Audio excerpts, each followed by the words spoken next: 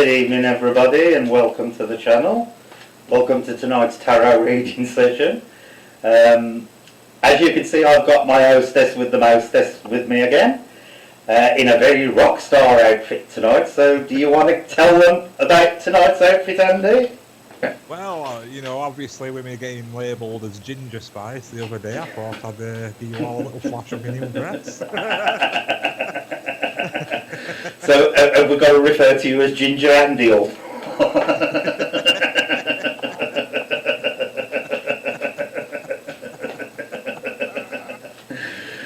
Nice to see he's actually got a few more clothes on tonight. Yeah, we're a bit chilly today, so I thought I'd get a few more layers on. So where you now hiding the cream egg? It's all gone. Becky found it. Right guys, so if anybody wants a reading tonight, just shout and Andy will put your name down.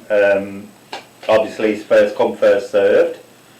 Sam is going to join us after when we do our little paranormal discussion or general laugh and joke about or certain things. I'm sure we'll find something to laugh about again tonight, Andy. We normally do. But Andy's a little bit off tonight, so just bear with him if he's a little bit quiet or whatever, because he ain't been overly well again today. So all wish Andy get well soon. James says, I'm pissing myself, Ginger Spice Andy. I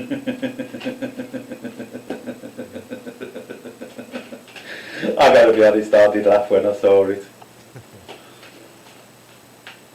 We might, next week, depending on how soon Andy gets it to me, I might do a slightly more animated one next week, depending on what he's actually wearing, because I don't know what he's going to turn up in until he actually sends me the picture. So so there you go. Right, Andy, have we got anybody on the list yet? Yes, this one is Miss Q. Miss Q, okay. There you go, they're all wishing you get better soon, Andy. Cheers all. Just all send in them positive vibes, because they all help.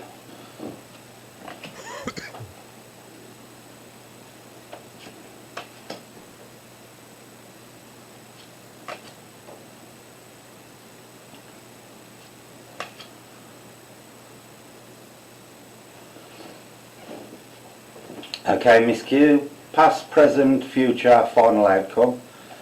You've got one major arcana card there which is sitting in the past, which means that is a significant aspect of this reading. The other three are minor arcanas.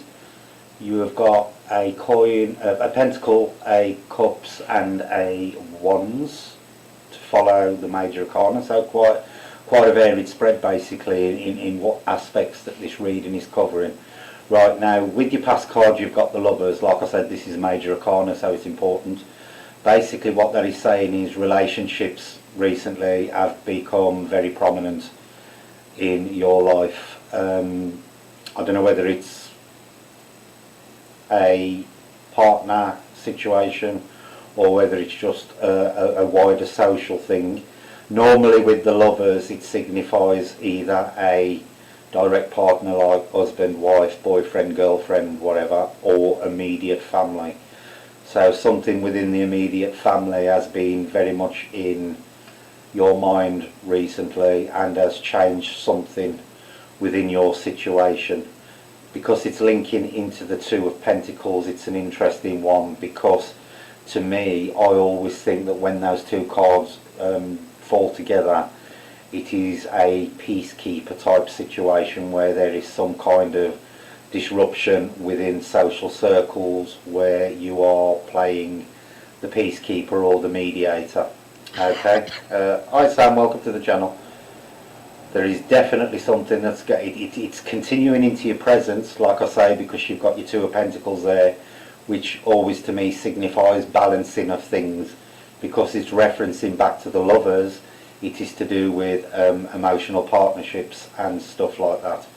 So there has definitely been something to do with relationship matters recently in the past, that you have been caught in the middle of or are a part of, and they have been a little bit of a problem for you personally.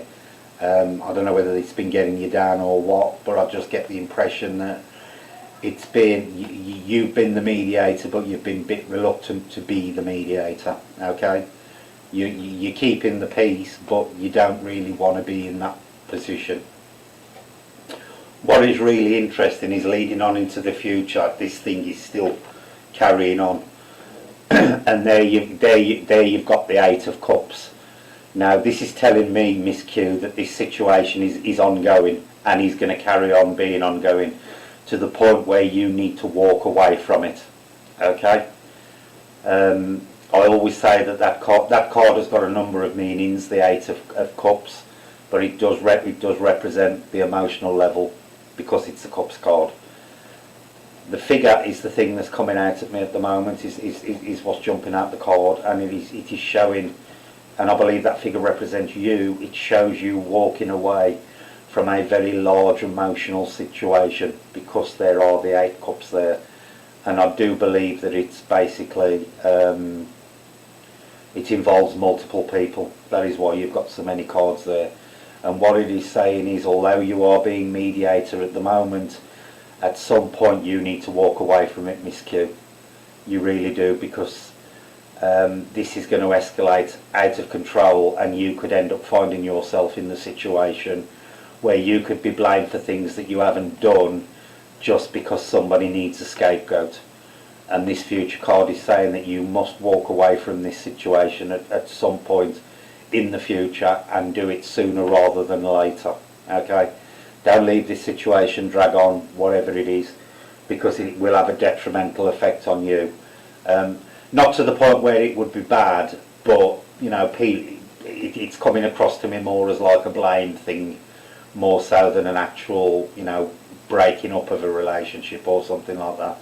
You would definitely end up being blamed, even though if people actually viewed the situation with a clear head, they would see that you were the one who was actually the peacekeeper, but you're going to be used as a scapegoat if you don't turn your back on it and just clear yourself of the situation altogether. But that card, I think the future one, even though it's only a minor arcana card, is very, very important in this reading, because that's the card that I'm being drawn to constantly. Now your final outcome card again is another interesting one, because that card is screaming at me conflict, and this is what it's coming as what I'd class as a reinforcement card, saying that, you know, if you do not walk away from this situation sometime soon, there is going to be conflict and negativity surrounding you, one that you don't need, and two that is undeserved. That final outcome is very much a conflict card. And I'm also, you know, I'm getting a lot of defensiveness off it. The feeling that, you know, you may be forced to defend yourself from a situation that is not of your doing and that you're not to blame for, but people will use you as a scapegoat. I am definitely getting the scapegoat feeling off that card, and that is what your final outcome is. And it's coming as a warning that you need to pull yourself away. You need to pull yourself away from whatever this situation is. Now, I don't know whether it's your partner or a very close relationship, but it is definitely within the family circle or extremely close friends. It wouldn't be an outer, it's not an outer circle thing, but I am getting the feeling it is literally within the family unit that this is going on. But just keep yourself away from things. Like I say, you're keeping the situation balanced at the moment, but what these cards are saying is that situation is not for you to do. For your own good, you need to walk away from it so you do not end up being branded the scapegoat when it's all over. So I hope that helped, Miss Q. Not a bad reading. It's definitely an advisory one, because nothing in there directly concerns you regarding the conflict. The conflict is definitely between other people. You were just being the mediator in it, but it could turn sour and the blame could fall on you when one party or the other ain't happy. So just keep it in mind for now. And I hope that helps with what I've told you. Okay. Ooh, right, there we go. Who's next, Andy? Next is Andy K. Okay. You're welcome, Miss Q.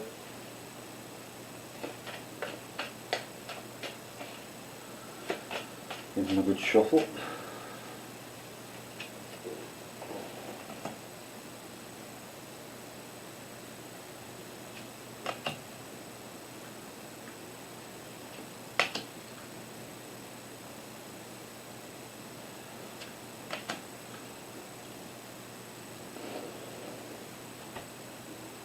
Right, Andy, this is an interesting one.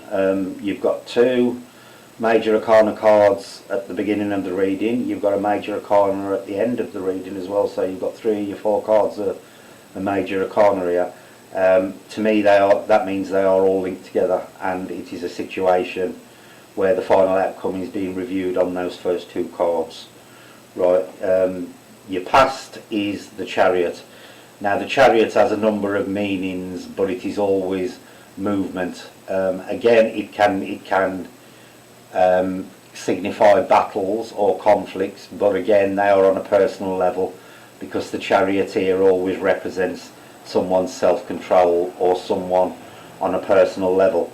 So there has been a bit of a struggle recently over a issue or something, Andy, that you felt you're being pulled in multiple directions. You have managed to keep a lid on it, so to speak, because the Charioteer is actually keeping the 2 Sphinxes under control, but they are trying to pull off, as you can see in the card, in different directions. They also represent positive and negative, light and dark, good and bad. So to me, I would say this is definitely personal conflict, Andy. It's conflict within your own thought processes. It's not external, because the Chariot it always signifies things of a personal level, personal travel, personal decisions, personal conflicts, personal movement. But the thing I'm being drawn to with those 2 is the 2 Sphinxes pulling off in different directions. So to me, that is saying that you've been having a little bit of battle in your head recently with yourself over a situation or maybe even a person, I don't know, but there's definitely been this self-analysis going on where you've literally been arguing with yourself. Your good and your bad halves have been in conflict, basically. Now, moving on to the present, Andy, this is where things get better, because you've got the Star. Now, the Star is, again, another major arcana, but it's also one of the astrological cards, what I call the astrological cards, and these are always very, very positive. Now the Star signifies open desires. To me, it also signifies new ideas, but it is also self-control. It is very similar to the Judgment card in that respect, or the Hierophant type things. What it is saying to me is, whatever this situation is that's been recently, Andy, the situation is, at this point, it is starting to ease itself off. The situation you're hoping to achieve is actually going to come now in this phase of your life, because the Star is sitting in the present in this reading. Again, you've got this self-control emphasis, which is shown by the figure pouring the 2 jugs of water. Now, I always say that is like the pool of knowledge or whatever, but if you notice, they're pouring one back into the pool and the other one onto the ground, and this is where the self-control aspect comes in, and the balance kind of thing. So you're taking, although you're pouring knowledge into the pool, you're also pouring knowledge onto the dry ground behind you to actually fertilise that ground, to make it more fertile and give things a chance to grow. But the Star is definitely the card of hope, and it's hopes and wishes coming true when the Star is the correct way around. Luckily it's not inverted, so linking back to your past card, it's saying that you're about to move into a position in your life where things are going to be a little bit more settled. You may have buried the demons for the time being, and things that you're hoping for and wishing for are definitely going to start coming through in this phase of your life. Jace, but you have got to keep, there has got to be some kind of self-control there implemented to make sure that this stays on, its own, on its even keel. Because as you move into the future, you've then got the 9 of Wands. Now the 9 of Wands signifies the physical realm, and to me this card always signifies self-satisfaction at the end of a long physical event. So it is more a peace of mind card, and I think this is what this card is representing for you, Andy, is that there's this peace of mind that is going to be coming from what you do in the current period of life. In the present is where you're going to get the settling down, but the future is where you're going to reap the best benefits from it. It's going to be a time to take stock, but there is going to be contentment there, because for me, this card always represents contentment after personal hard work. It's almost like he's resting on the stave and thinking, that's over, everything's sorted, and I am really content. Now your final outcome is your really interesting one, Andy, because you've got the Hermit. Now the Hermit is one of the knowledge cards, and again it is personal knowledge. In this respect, I am not getting the solitude element of the Hermit, which is quite common when it appears in the final outcome, but I'm not getting it with this. The thing that's jumping out at me on this card at the moment is the lamp. Now the lamp, I always say, is illumination connected again to knowledge. And what that is saying is that this period that you're moving into in the future, once you've took stock, it's gonna light up an whole new line of thinking for you, Andy. Your path is definitely going to be lit. It is definitely a path you are going to walk on your own, and by that I don't mean to say you're going to be alone as a person, but the path you're going to walk for the foreseeable future is one that you have to walk alone. It can't be one where somebody holds your hand. Even if you've got a partner or you get a partner, they will not be part of this journey as such. This is very much a self-development reading, Andy, very much so. But at the end you've got that lamp of illumination where everything is going to be revealed and the pathway is going to be set before you. But it is definitely a solo path, because it's signified by the Hermit. Had it have been the Hierophant or the High Priestess, I would have said it was a journey you would have taken with other people to get to where you want to, but because it's the Hermit, it is Julie, it is most definitely a path that you have got to walk on your own, Andy. And that is the Hermit, the solitude side of it, and that is not coming through very strong on the card. Because normally for me the Hermit is the solitude thing, but it is definitely the lamp that's coming. So just be aware of that, Andy. Like I say, what has happened in the recent past is now going to come to a period where, with a little bit of self-control and introspection, you're going to reach a settling period. Hopes and wishes you're going to reach a stage where hopes and wishes are attainable, and that it is going to be a settled period. Into the future, that is going to continue, and you're going to sit back and think, yeah, that was it was a difficult phase, but I'm at a point now where I'm content. And again, it's then going to lead on where you're going to continue this pathway, but it has got to be a solo path. Even if you meet somebody in the future, this particular aspect of your life is one that can only be walked alone. So, hope that helped for you, Andy. But not a bad reading. Not too bad so far. Ginger, we've had 2 decent positive readings. Yep. Oh, past the 6 bucket. Maverick's throwing love hearts at Nikki.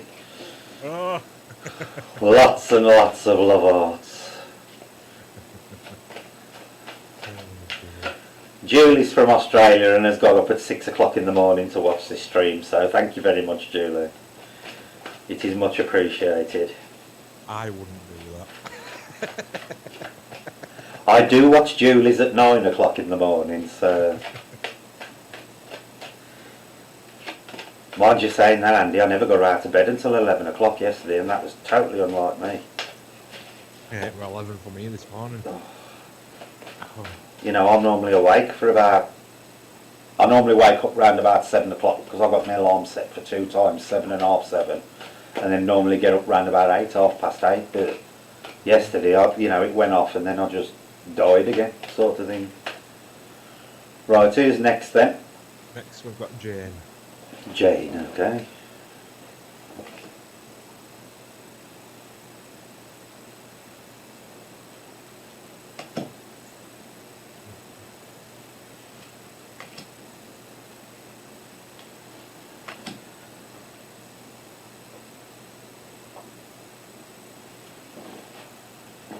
Right, Jane. Past, present, future, final outcome. You've got no major arcana cards in this reading, so basically what that is saying, there is no specific area or time period in the current phase of your life that we need to specifically fix on.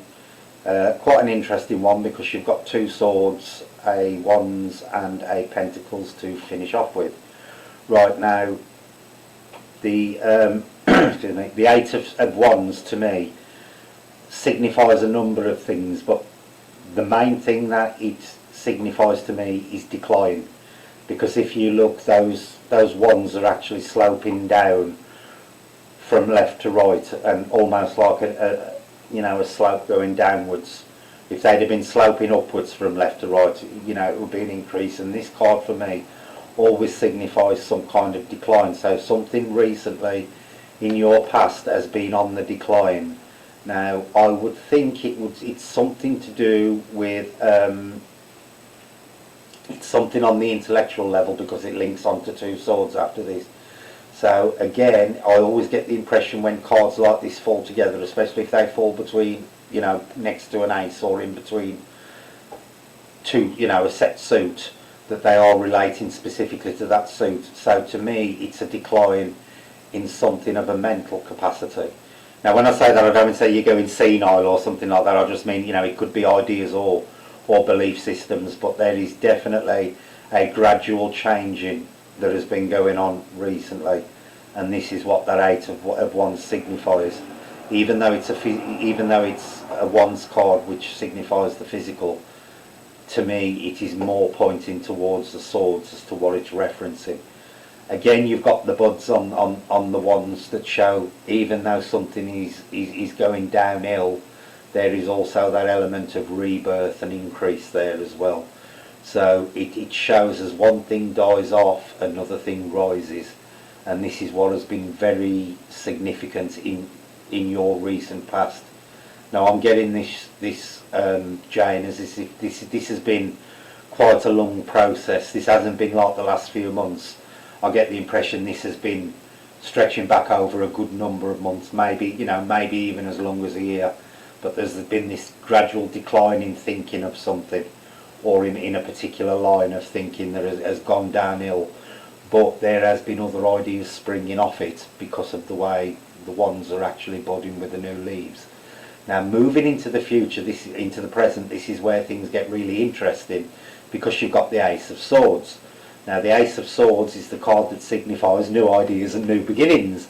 So whatever this decline was that's been going on in the past has now come to the point where it's a start of a new phase in your life with your thinking, with things on an intellectual level and possibly belief systems. So what it is saying is now is the time in your life to implement any ideas that you've currently been arbouring or thinking about. And I think they definitely refer right back to that card that's sitting in the past. They are direct relation to one another. So whatever this decline was, and that rebirth in that card is what is connecting to these swords. Though those buds on the wands themselves are actually signified now by the sword in the present, and you're about to start an all new journey in your way of thinking and in your beliefs and ideas. It is an ideal time to take up things like, I don't know if you're religious or not, or if you've got your paranormal beliefs but if you've got a specific belief that you're really interested in, now would be the ideal time to pursue it, because you've got the Ace of Swords there, which again is the beginnings. Again, the cloud, I always say, with the hand coming out of it, is things coming unlooked for. And in this respect, I think that there's some positive aspect you're about to encounter, Jane, as a result of these ideas, and it is literally unlooked for. It's like a bonus that you weren't expecting, and I'm particularly getting that element off this card this time, Jane. There's this. It's almost like a bonus to what your ideas are. Moving into your future, this is most definitely an advisory card, and also a warning card, because I always say this is the card of stagnant thinking. Okay, Jane? And what it is saying here is you've got, whatever it is you're deciding to do on this intellectual level, Jane, you have got to push at it. You've got to keep the momentum going with it, because otherwise you've got this danger of falling into a stagnant way of thinking, and you basically trap yourself within your own thought processes. And that is why you can see the woman surrounded by the swords, which signify obviously the intellect. She's tied up and she's also blindfolded, but if you look, one of the swords is actually separate from the others, and that is the one she's looking at. So for me, that always signifies that there is a way out, and this is why I say it is a warning to tell you not to get stuck in a particular way of thinking.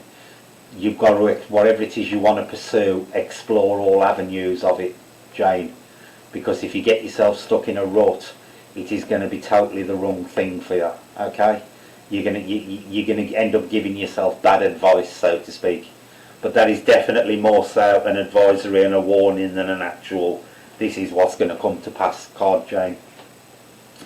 It is, it is basically saying explore all avenues or all ideas of things you're interested in, because the right one is out there for you, but it is going to be buried in a myriad of other ideas, okay? It's only you are going to know which is the best one for you to pick. Now your final outcome again is a good one, because you've got the Six of Pentacles there.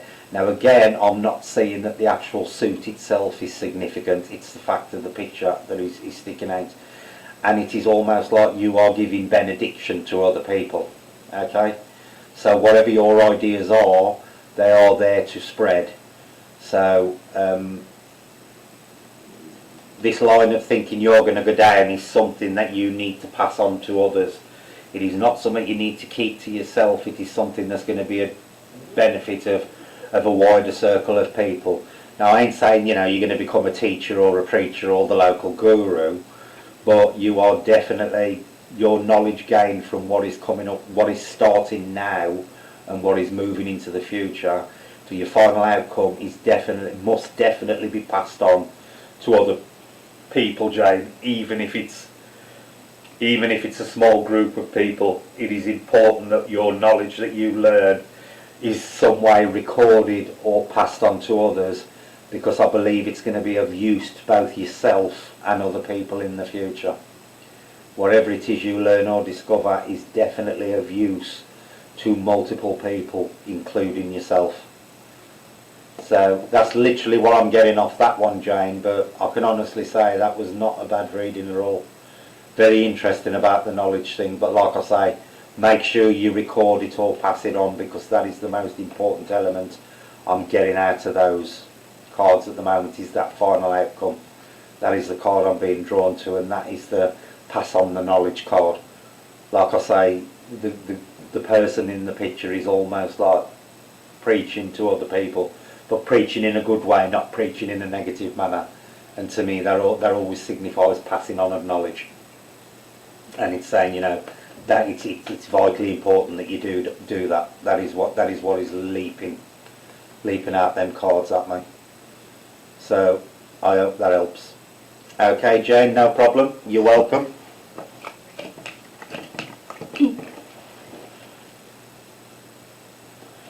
Great idea. Could do with a boost. We could all do with a boost at the moment. I think everybody's starting to suffer now. I'll tell you what it is, Andy, as well. I don't think it's helped the fact they've just announced it's going on for another 3 weeks. Even though everybody was expecting it, he's still. Yeah. I think he's still affecting people. Right, who's next? Next up is Tracy B.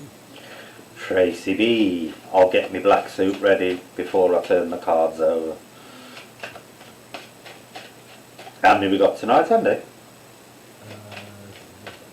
We've got 3 more. Well, including Tracy.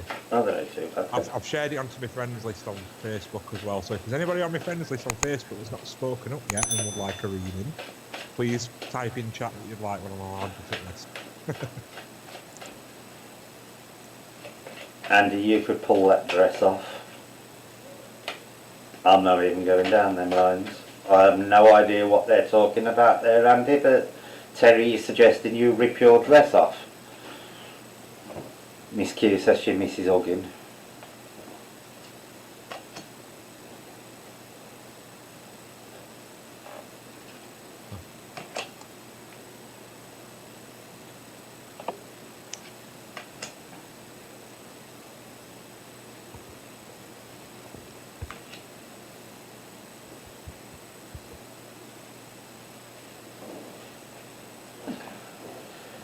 Right, Tracy, this is another interesting one. Past, present, future, final outcome. You have got a major arcana card sitting in the present, which is the Wheel of Fortune, which is always a nice card, so unless it's upside down, which it ain't. So what it is saying here is that your present is where the focus of this reading is. That's where the main info is coming in. Right, again, in the past we've got a similar thing to what we had just, but rather than being imprisoned within your own thought and belief systems, this is what I always say is the death of ideas and beliefs. And this is something that's been particularly significant to you in the recent past, Joanne. It is Joanne, and it's I'm reading for Joanne B. Tracy B. Oh, Tracy. Sorry, Tracy. It was the B bit. Sorry, Tracy. There has definitely been a death here. I'm not talking about a person. I'm talking about ideas. There has been a complete change in ideas or thinking to do with something very, very recently.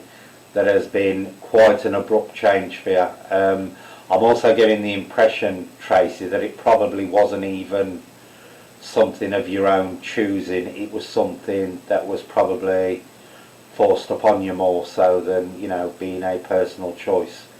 Very interesting card, because although it is often considered negative, Tracy, I am not getting a negative aspect off this card because it's sitting next to the Wheel of Fortune. Okay, so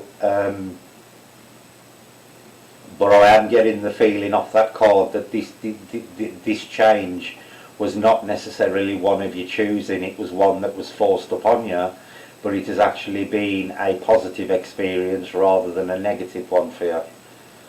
Lol, above too many were. What's that picture of? Okay, Tracy. So I'm getting that although it is often considered a negative card in this case, it is most definitely a positive thing I'm getting here. And like I say, I don't think it was one of your choosing. Right now, coming into your future, this is where you get your interesting one, because you've got the Wheel of Fortune. And what that is saying to me, Tracy, is at the moment I think you're probably feeling that you are at the whims of the fates. Now, because that card is the right way up, it is a good card. It is the Wheel of Fortune is a very, very positive card when it is the right way up. So it is saying that you are very much at the hands of fate at the moment, but it is going to be a very positive experience for you, Tracy. Things are definitely moving apace now within your life. And I get the impression it's in various aspects of your life, because it's sitting next to the six of wands, but the guy's sitting on the horse, which is reinforcing the movement. But this thing in the present is, I'm very much getting the feeling that you may be feeling a little bit lost at the moment in what's going on around you, and that you feel that you're at the whims of the fate. But let me assure you that what's coming is definitely going to be a very positive outcome for you, Tracy. And this positivity is coming now because that card is sitting in the present. So basically, you know, it's within the next few months type of thing. There's definitely going to be a change of fortunes to do with something.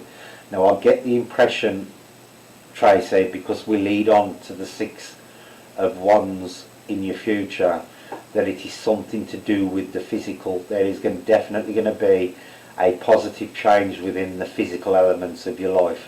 Again, that is reinforced by the horse that the guy is sitting on, and the fact that he has got the wreath on although that is meant to be a wand, that wand that he carries is almost like a standard, and he's like a standard bearer, and the horse is signifying movement.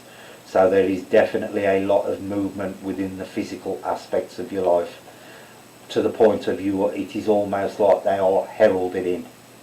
because that card is a standard bearer of the physical. So there are definitely physical changes that are going to be heralded in quite a big way coming up for you, and they are definitely connected back to this Wheel of Fortune, Tracy, where it's a positive change of fortune are going to herald in quite substantial and significant changes for you in the physical level. I don't know what your health's like and stuff like that, but if you're somebody who's got niggly health issues or you've got health problems, this would signify that there's going to be a vast improvement there. If it's not health, it is still definitely with a vast improvement within the physical side of life. Okay? So that you're going to have to, work out for yourself what it means. Now the final outcome, again, is a really interesting one, because you've got the Four of Cups. And again, you've got this cloud thing, but this time the hand out of the cloud is offering a cup. Now the cup is an emotional card. The cups always represent the emotions, and this card for me always signifies emotional support, Tracy. So what this is saying to me is there is support out for you at the moment in the uncertain times, but it's support, that it is welcome, but I get the impression you don't actually need it. But somebody is going to become quite significant to you towards the end of this future period that these cards read, where that they, I could even say it is the forming of a new friendship, but a new, almost to the point of a new best friend type of friendship. It's going to be a friendship on that level. There are other people surrounding you in that final outcome, as is signified by the other three cards, but you've got this unexpected emotional support being offered by the hand out of the cloud. And to me, that is support unlooked for. But I'm getting friend off this card. That is the thing that's leaping out at me at the moment. That there is going to be a new friendship forming here in the future as a result of what's going on right now. So obviously I don't know what your situation is in your own life at the moment, but there is going to be a strong emotional support unlooked for that is going to eventually result from the path that you're currently on. Family is going to be very important, obviously, and I do get off that card that there's a lot of family strength and family unity there, but your main support in the future is going to come from outside the family, and it is going to come in the form of this friendship. And you need to cherish this friendship, because it is one of these friendships that is going to last a long time for you, possibly a lifetime. But there's definitely a new friend on the way, Tracy, and they're going to be a very good support. I don't know whether it's a male or female friend, I have absolutely no idea, but it is definitely going to be a new friendship in the final outcome. And this friendship is as a result of this Wheel of Fortune that's going on at the moment. Fate is going to bring you together, okay? And you're going to go on this journey in the future with this person. Metaphorical journey, not a physical journey. You may possibly go on a physical journey, but it is definitely a metaphorical journey, at least. And this person is going to be there to walk beside you, but you're going to form a fantastic friendship because of it. So, hope that helps, Tracy. Not a bad one at all, if I say so myself. Andy Cade go, I'm watching the chat, Andy, at the moment. You're going to have to tell me if anything significant pops up in the chat. Whip is £1.50 and twerk is £2. Are you selling your body, Andy? Andy? Have we lost Andy B?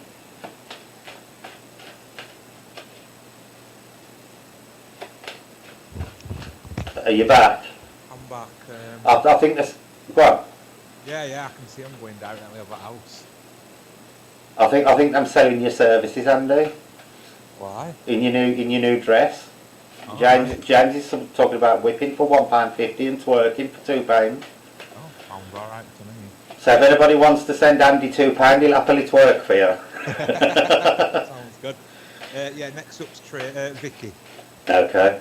And he'll even do it in his ginger spice outfit.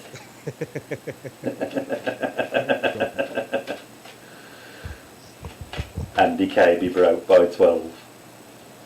Yeah, but Andy B would be rich bar 12. So who is it, Vicky?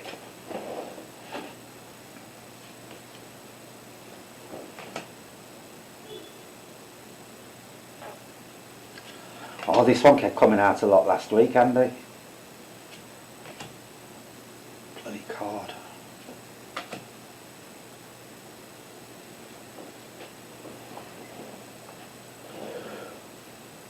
Right, Vicky.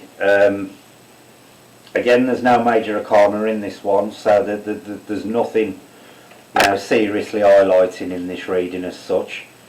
So there's no major areas to cover where you need to be aware of. It is literally just a general reading, is how it's popping out. Your past card is the interesting one because it is the Six of Swords. Now this card for me always signifies emotional baggage.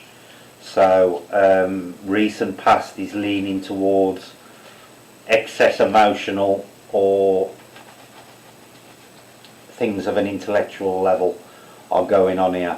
I know this sounds silly, but sometimes I see that this card as somebody rowing out into the middle of a lake and dumping the body into the middle of the lake to hide the evidence, sort of thing. And this is exactly what I'm getting off this card at the moment, where it is saying that recently you have unburdened yourself of something that has been quite significant to you in the recent past. It's almost like there's been a sense of relief that has recently happened, Vicky, concerning something that has been quite important to you for a long period of time.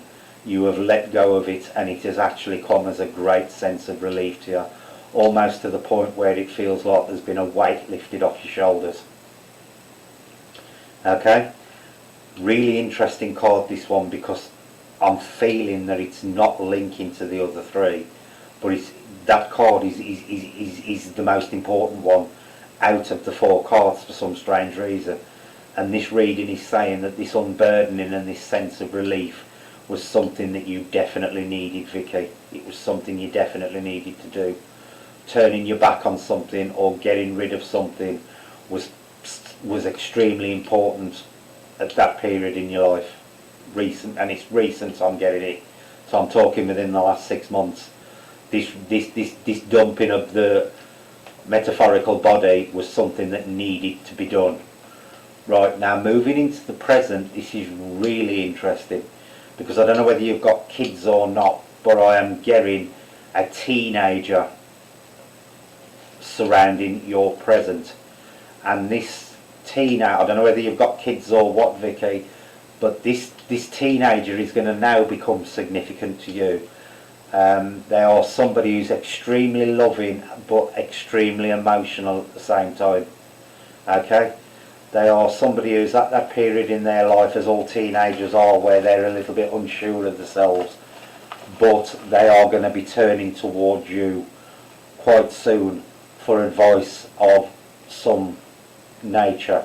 Now, I can't tell you exactly what nature, but they are definitely coming to you for some kind of advice. And this teenager is somebody you already know, Vicky. It is definitely somebody you know. I don't know whether it's somebody within your family or whether it's somebody within the circle of friends, but this teenager is soon to turn to you for whatever reason. Okay? Now, if it's your son, Vicky, I don't know what your son's like, but the Page of Cups would signify somebody who is driven by the heart. They're not somebody who's a calculating thinker. They're not somebody who's very down to earth and earthy. They are somebody who is very much ruled by their emotions, almost to the point that they could sometimes be considered quick-tempered, so to speak. Even that, nothing violent about them, but they can be quick-tempered, so to speak. But at other times they can be extremely loving, and this is what the Page of Cups signifies. But there is something specifically surrounding this person, Vicky, where they are going to be leaning on you. Not in a majorly nasty way or anything like that, but what's that subscribe thing popped up again?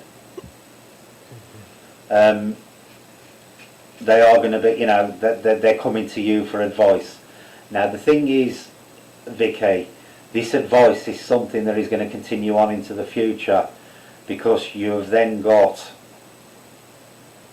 your Eight of Pentacles there. Now your Eight of Pentacles is quite high up in the material, so this is going to sound funny, but whatever they come to you for, Vicky, as it has ramifications on the material side of life. I don't know whether they're going to be wanting money off you in some way, shape or form, or there is something that you can do for them on a material level that is going to help sort them out. And I get the impression that it is more along the lines of financing some kind of education or some kind of skill learning for them that is going to set them up with a skill that they can make money from in the future, like a job type of thing. So I don't know if it is if it is referring to your son, if it's referring if he wants to go to college or something like that, but whatever it is, there is something that he needs something off you to help them progress along this line, Vicky, into the future, and it is something that you can provide, but it is definitely something on a material level. And to me, that would be something like contributing towards their further training and stuff like that. And this is where it's about to come up, and things like this need to be discussed now, because I think they are worrying a little bit about their future concerning employment or concerning skills or something they want to do with their job in the future. Okay, Vicky? So it's very important you listen to them at the moment, because it has popped up in your present, but it is carrying on into your future, and that card signifies skills and things on a material level. So it's almost like, I don't know whether I don't know whether your son wants to do further education or is planning on going to university, but I think now is the time that you need to be discussing that kind of thing, because I think it is playing on this person's mind, and you hold the key to putting their mind at rest. Now again, your final outcome is the Six of Cups. Now to me, again, this is always a family card, and this is what makes me think, Vicky, that this teenager is within the family.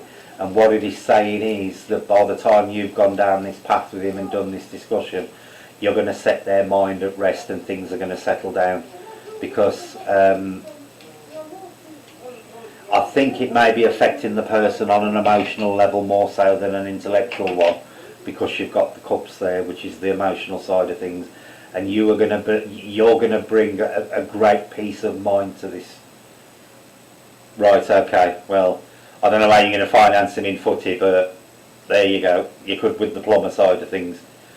But the final outcome you've got here is the Six of Cups, which is always very much a family card for me, Vicky, and that for me is saying that in the future the family is going to be very tight knit. What you do now is going to bring the family even closer together, and I get the impression you are already a very close family, but what you do now is going to pull you even tighter together as a family. A striker or a plumber, okay? But family is the thing that's definitely signifying most in your final outcome. And to me, that woman who's leaning over it is always a mother and her child, or an aunt and her nephew and an aunt and her niece. It is definitely feminine, the woman, so I think the woman is representing you, and the smaller one is representing your son. But you are giving him a lot of emotional support in the future. So what it is saying is he's going to be one of these people who will always come back to you for any kind of advice on an emotional level. No matter how old he gets, he could be 40 years old, he's always going to view you as his emotional rock. He may have other people for other things in his life, but you will always remain the anchor point for anything emotional. And that is what your final outcome is saying. It is showing, a really good future for you and your son on that level. There's always going to be that bond there where you are his port in the storm for anything to do with the emotions. Yeah. But it's this, there's definitely this drawing together of the family coming up for you, Vicky, to the point, you know, you're going to be really tight with each other.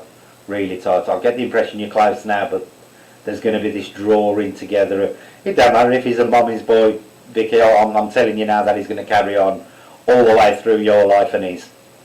There's no doubt about that, because that's what that final card signifies. Sorry, I was just lighting a cigarette. But again, a very positive reading, Vicky. But that one is definitely one about the family. But like I say, have a word with your son at the moment, because I am getting the impression that something's worrying him a little bit, and you can provide him that reassurance. But it is going to pull you all closer together. But that bond is really strong, really strong. Okay, there you go with that one. Who's next, Andy? Unearthly. Julie. Let's see what's happening down in Australia.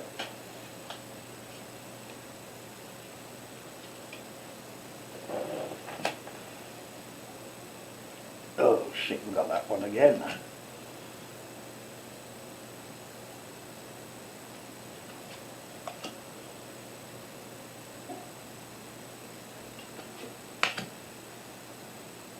Oh wow.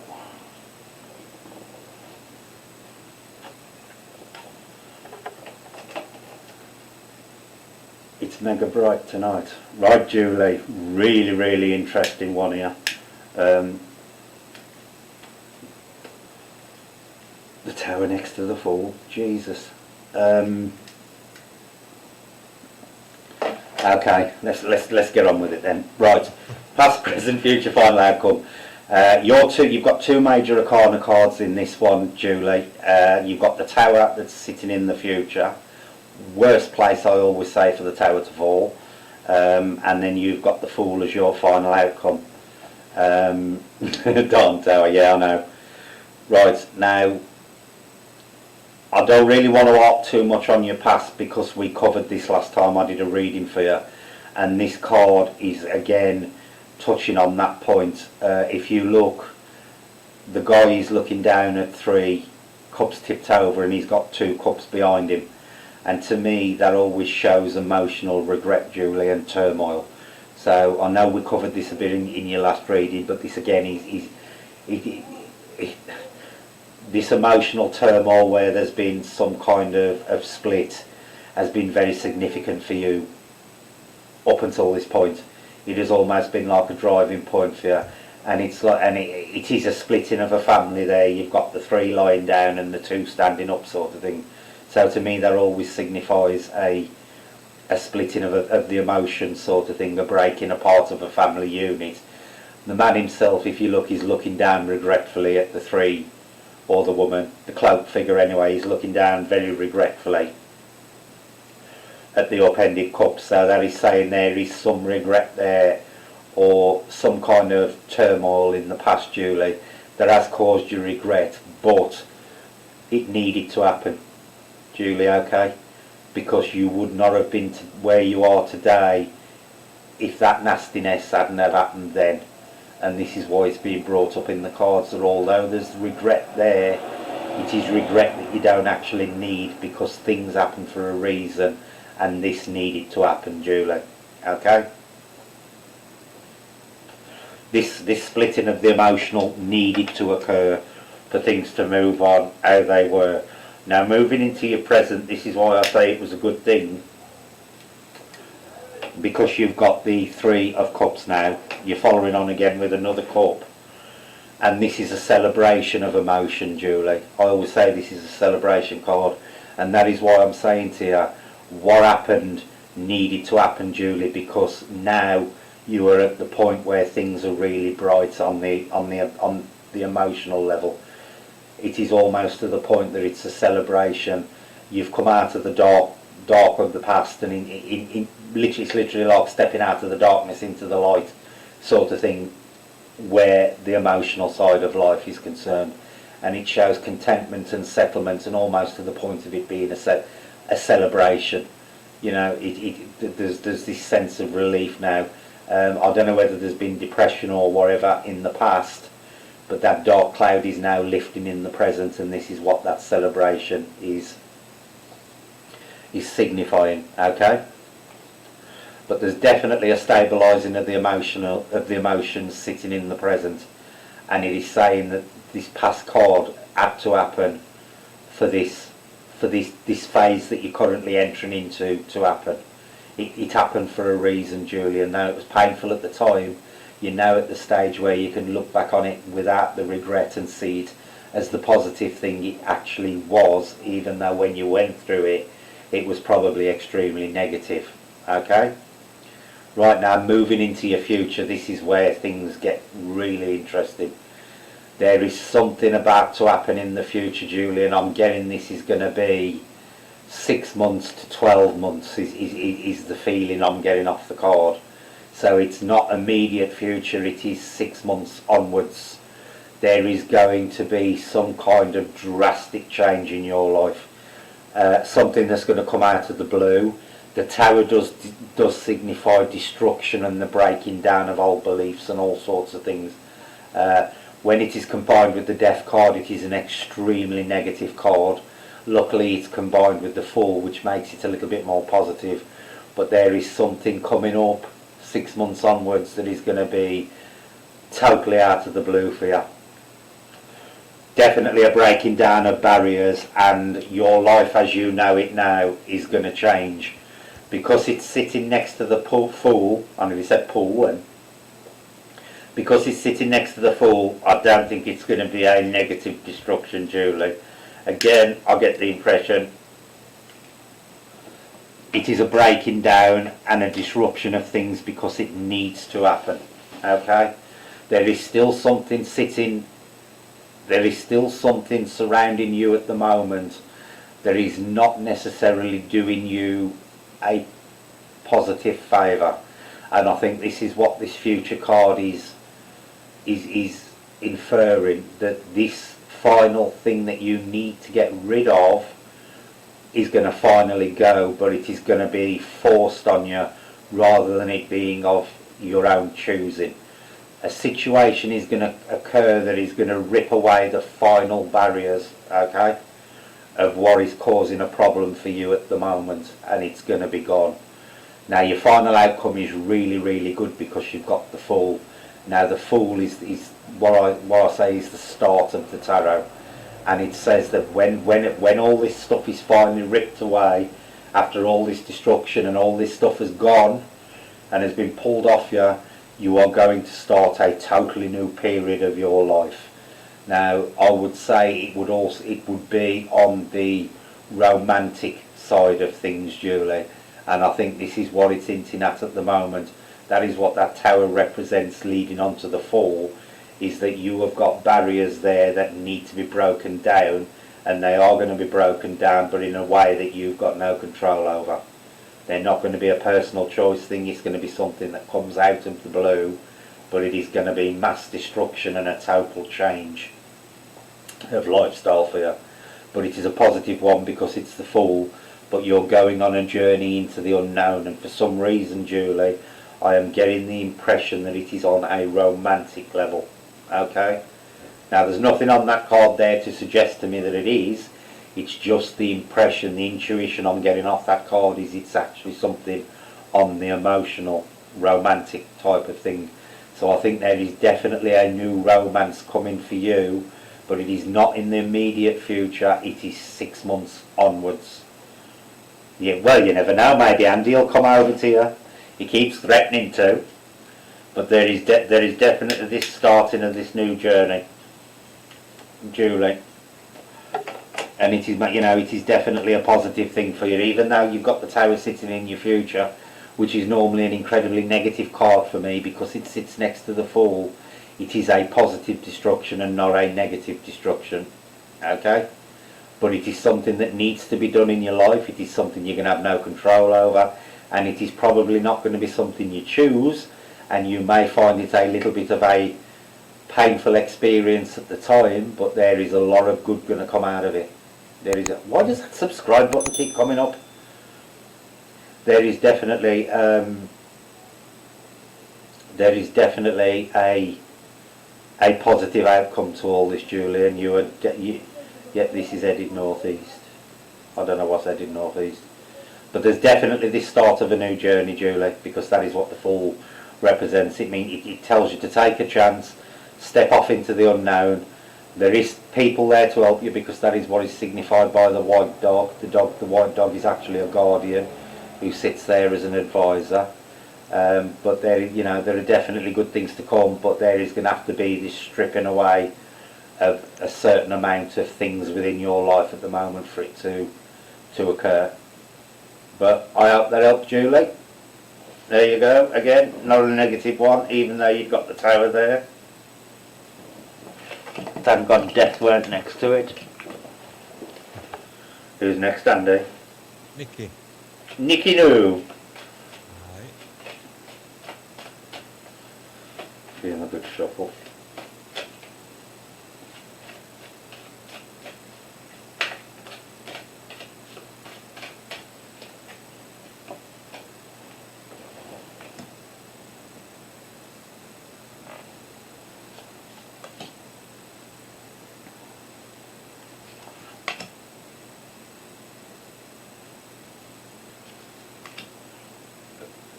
Is Nikki the last one? Kinda. What do you mean, kinda? I'm the last one. Oh, right, okay. Right, Nikki, you have got a major arcana sitting in your past, which is the Magician. So that is where this reading is the main focus for the rest of it, okay? Right. Past here is the Magician, like I've just said, major arcana. Now, the Magician in this respect can, the aspect I'm getting off it is the trickery and sleight of hand. So what it is saying there is, in your past and in your recent, and I think this is both recent past and more of an extended further back into the past kind of thing, there has been a lot of falseness in your past, Nikki, where people haven't been 100% genuine with you, okay? People have taken advantage, they have slipped things under the radar with you, but they haven't done it for your benefit, it's been done for their benefit sort of thing, and this has had a very significant impact on you, because it's sitting in the past and it's the major arcana. But I'm definitely getting this trickery and sleight of hand element off the Magician. The Magician is a neutral card, it's one that can go one way or the other. And because of what it's sitting next to, I'm getting the negative aspects of it, and that is why I'm getting the trickery and sleight of hand. So what it is saying there, Nikki, is you as a person now have actually been very much shaped by this deception that has gone on in the past. And I'm getting the impression it has been an ongoing thing for a very long time with you, Nikki. I know that, things that have been going on recently with you, I think, even though it includes that, I get the impression it goes back even further than that, right the way back into your past, Nikki. Right the way through to when you were, a child. It's that long.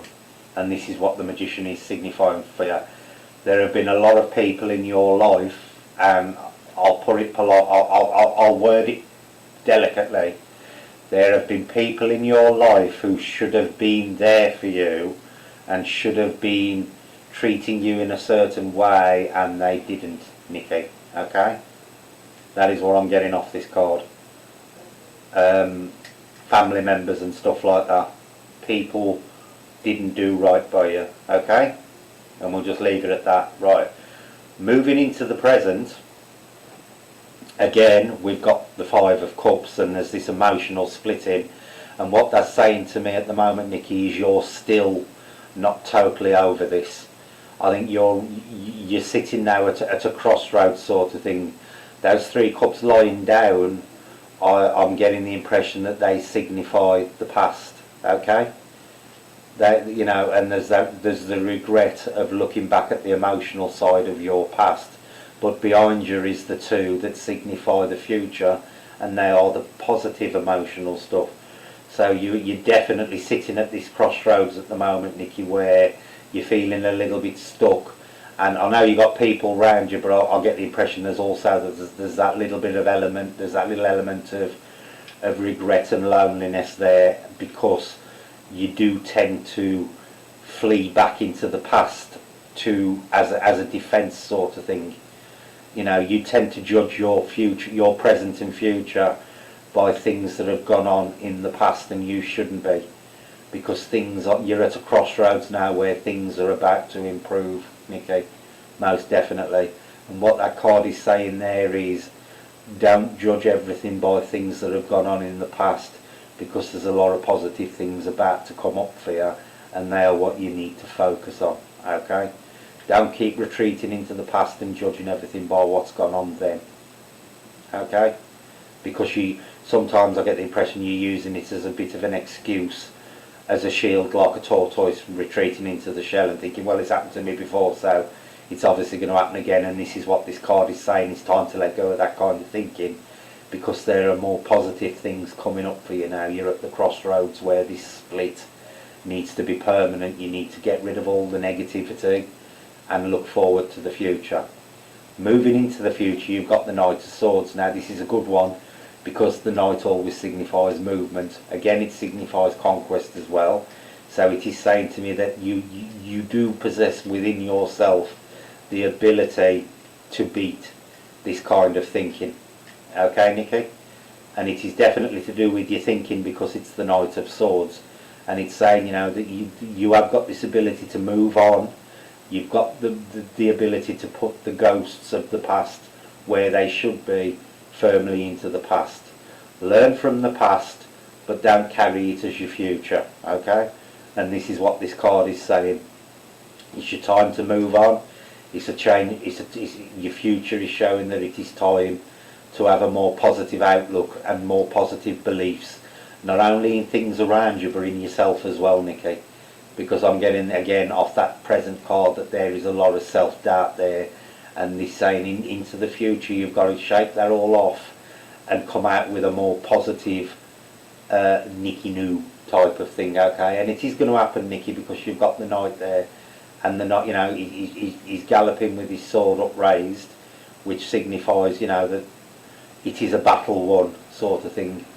So just bear that in mind, Nikki.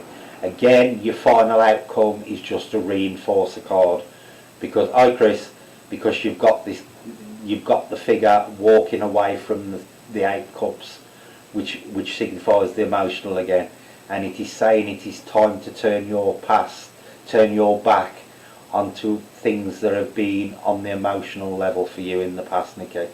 It's very, very important you let go of your emotional baggage now and move on, because otherwise you will end up carrying it the rest of your life, and there is no need to. You are at the crossroads now, and now it is totally your choices which way you go. If you carry on doing what you're doing now, you're never going to get out of it. If you go down the route of the Knight of Swords and you start changing your thinking, start viewing yourself a lot more positive, then you will dump this baggage. And this baggage needs to be, you know, you need to have...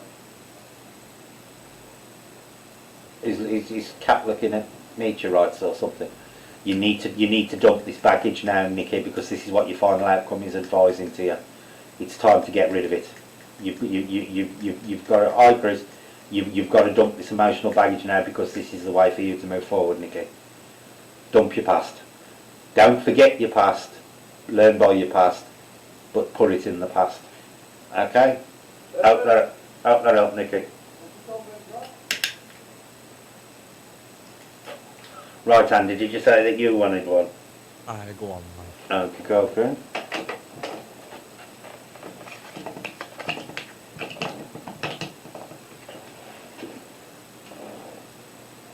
I put my finger splint back on earlier on because my finger was aching. It's been driving me nutty the last few days, Andy. It keeps bending up of its own accord. I think you just meant for it chopped off. I think they're probably going to have to operate on it at some point. You're welcome, Nikki. You really are. It starts off in the morning, and it's never straight. It's still that S shape, but you know, It starts off fair and then it just gets more and more clawed as the day goes on. It starts to look like a witch's finger by the end of the night. But the last few days it's been aching a lot as well.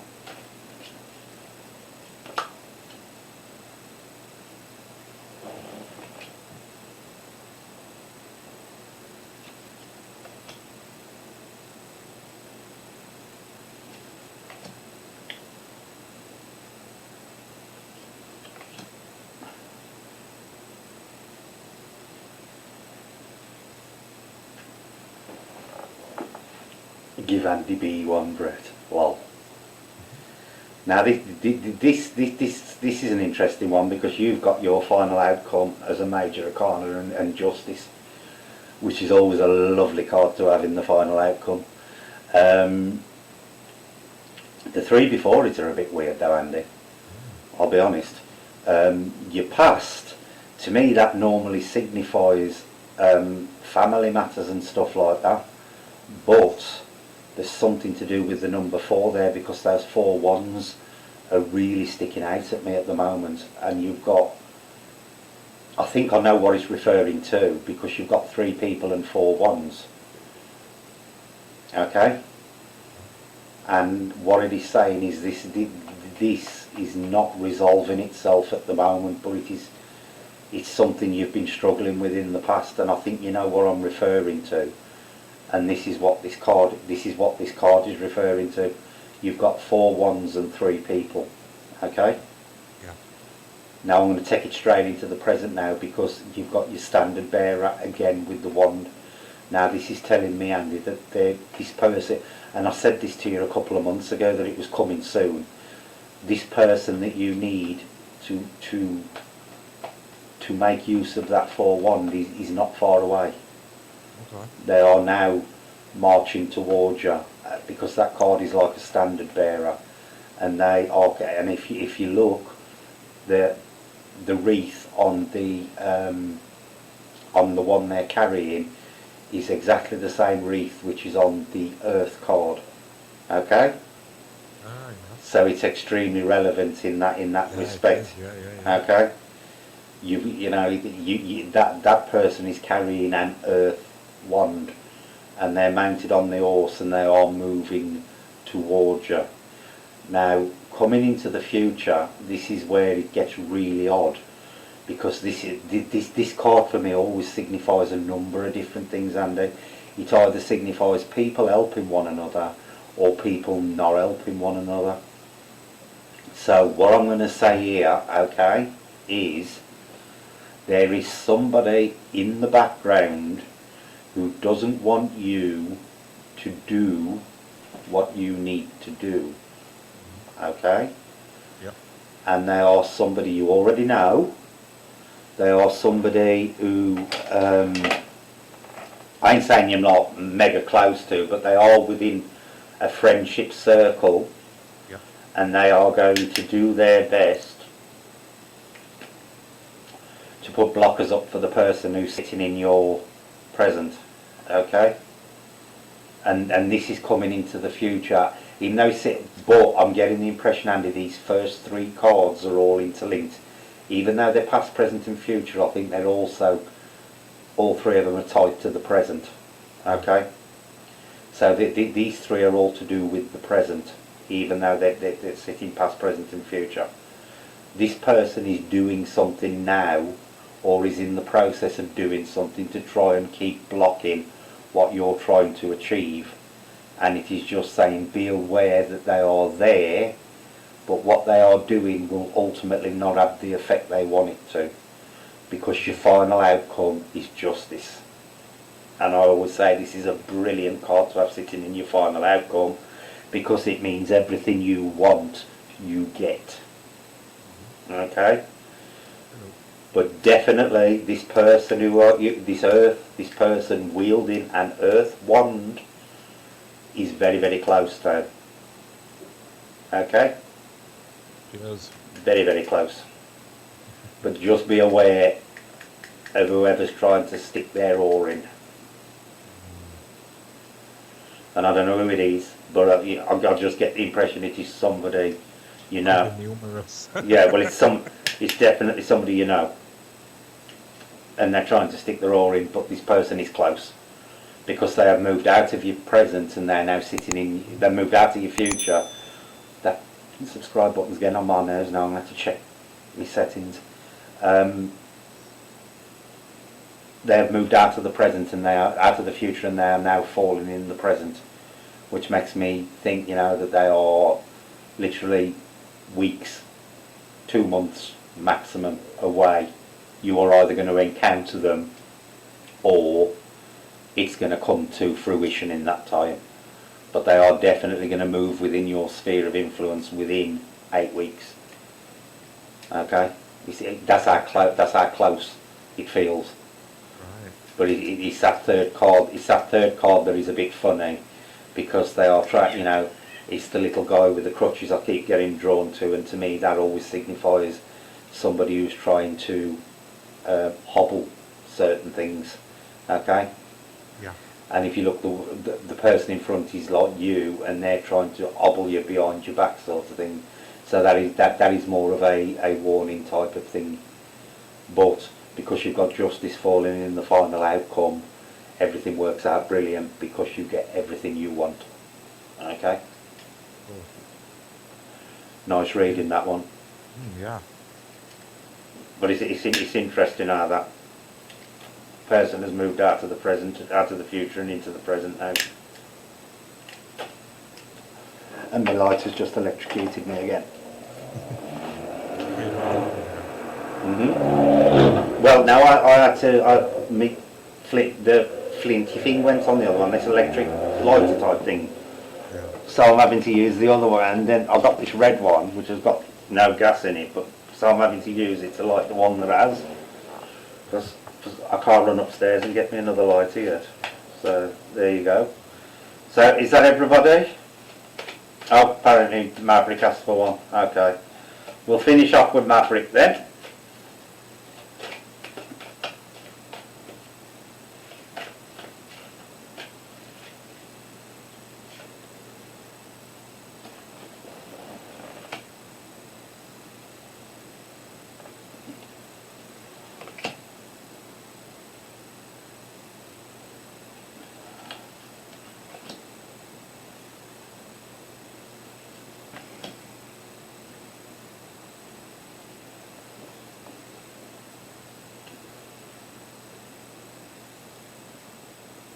I like the justice though, that's just perfect. Right, Maverick, past, present, future, final outcome. You've got one major arcana,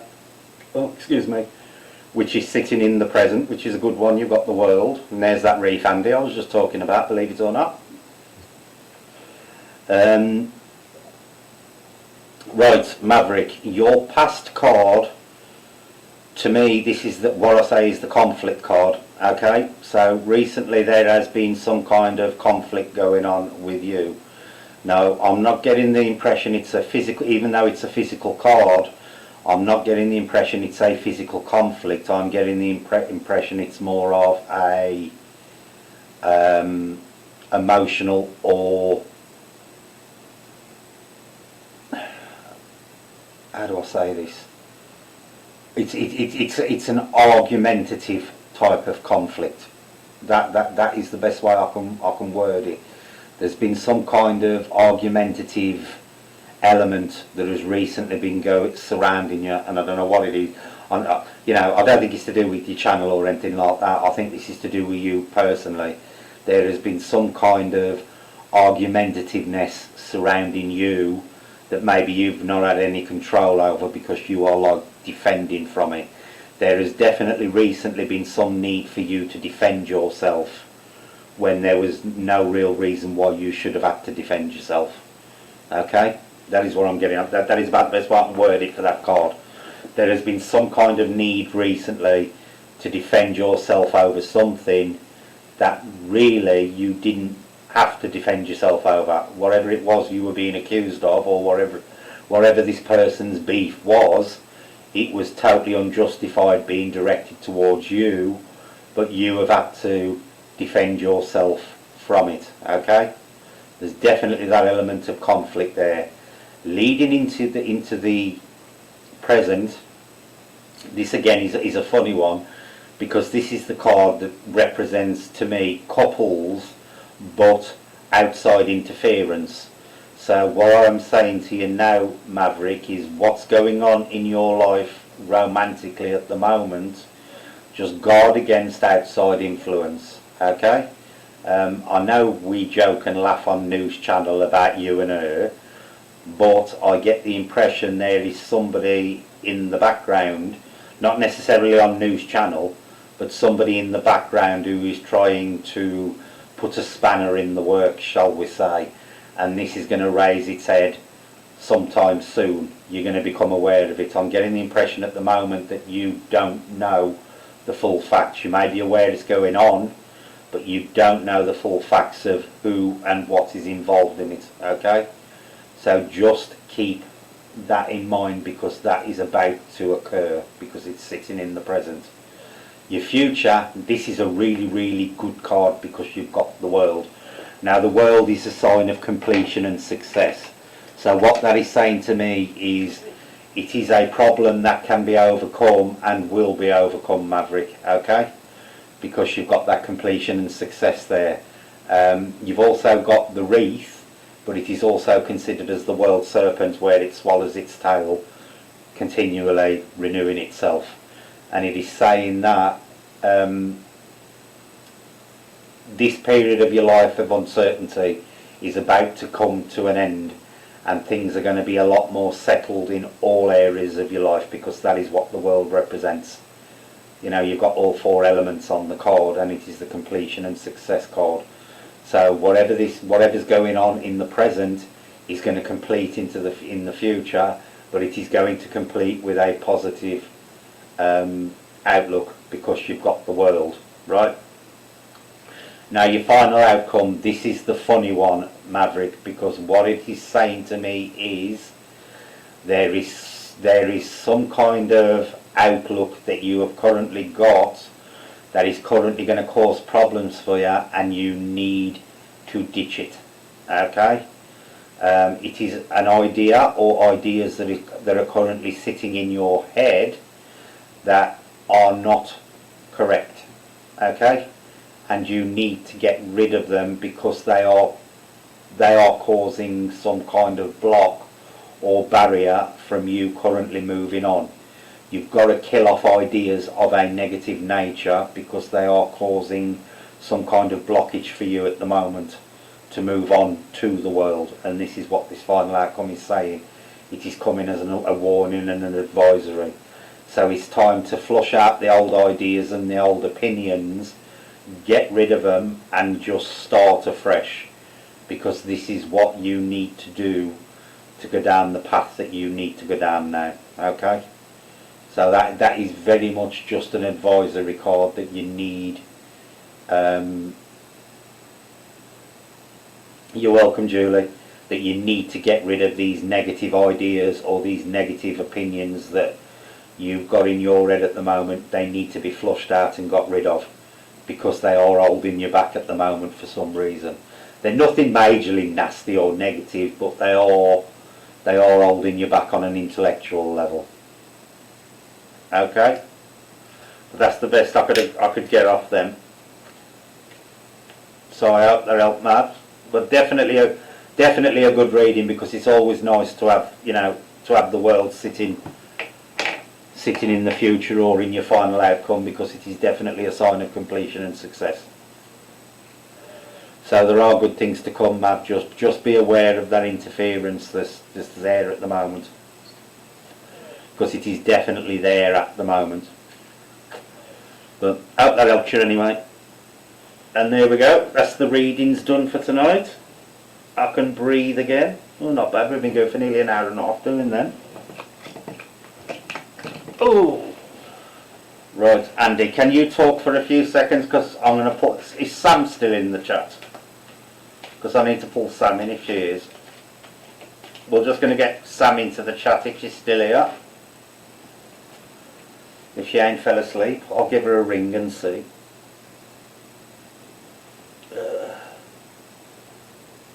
This is where everything normally goes tits up.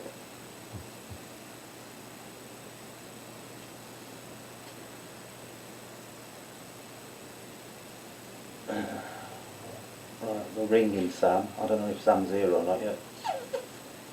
Just keep an eye on it.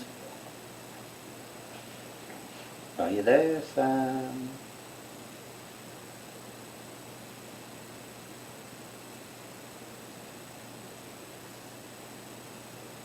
If you don't answer, we'll pull her on in a minute. But I'm hoping she's there.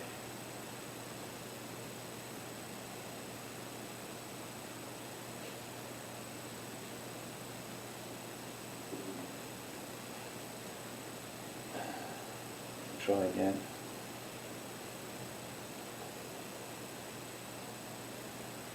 Answer your phone, Sam.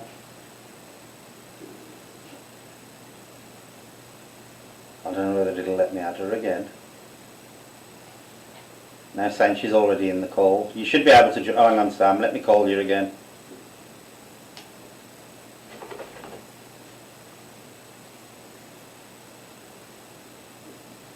It's saying you're already... You should be able to come into the call.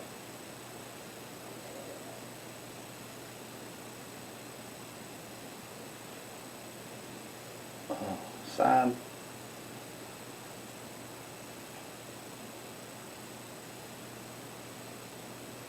Right, I'm calling you again, Sam.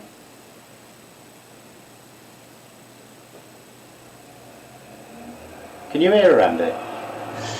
Oh, she's here. Yeah. You're here. Okay, we're just going to swap screens now. Yeah, I'm just going to mute Okay. YouTube here, and that is me. For some reason, I've gone huge again. Right, we've got Sam here now. You all right, Sam? Yep. Okay, I'm just going to adjust some of these screens because for some reason I've gone absolutely massive and I look giant size, so I need to squash us down a bit. So what you been up to today then, Sam? Not a while lot. I done a spurt box session this afternoon. Then I had to go and get a few things, so I done a spurt box session in the car, and I showed people around the streets and stuff. My usual in-car rant sort of thing, and that's about that. Have you done another in-car rant? I always look forward to your in-car rants. Yeah, I sometimes put the PSP7 on in the background, and I just go for a little, say if I'm going somewhere. I mean, like, people are not getting out, so they're not seeing places. And I thought, it might be a nice thing for people to see me driving along, and it's like, as you said, kind of like being in in the passenger seat sort of thing. So I thought it would help in some sort of way, and that, And sometimes I talk about paranormal stuff. Sometimes I blabber away to my PSP7.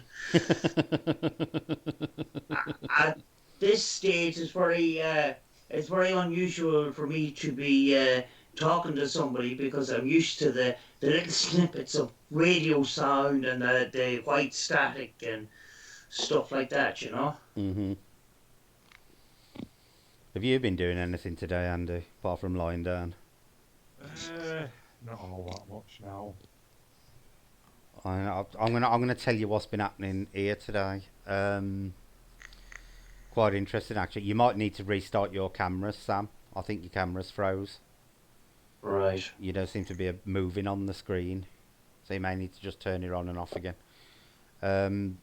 Me and Jace were sitting here earlier. I was messing around on Facebook.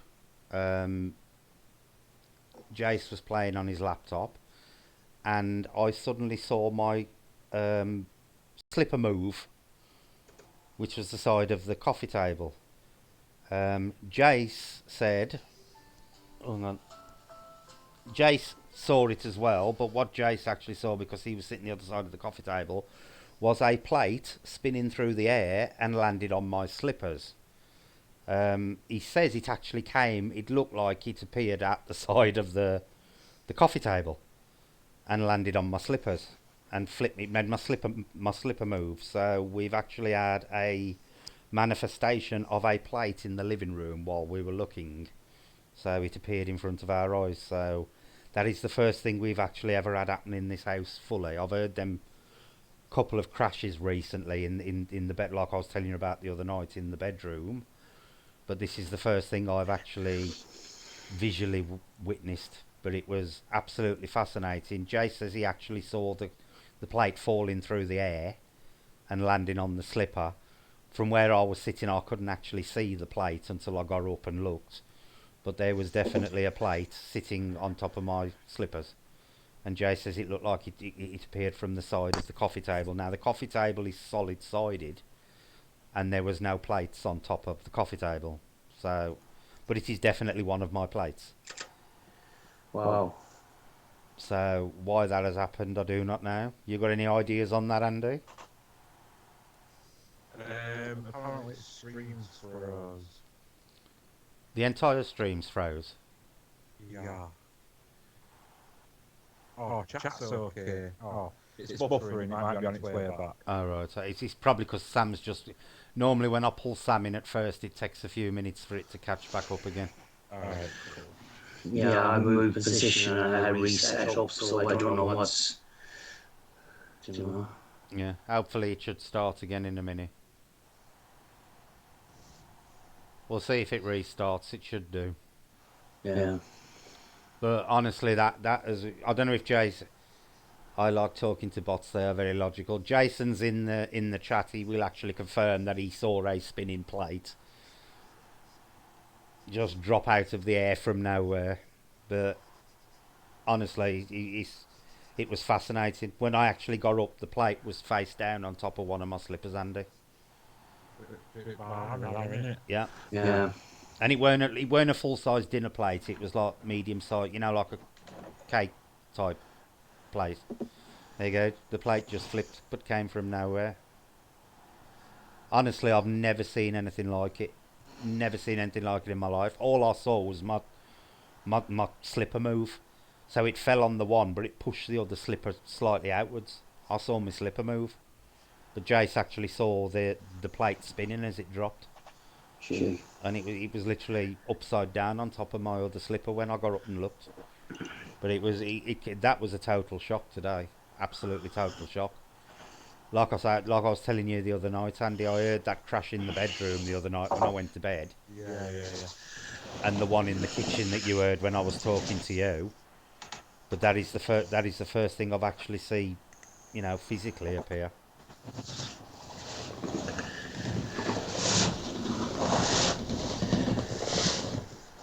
Is the stream back working now, Andy? Do you know? Not from my end. Have you refreshed it?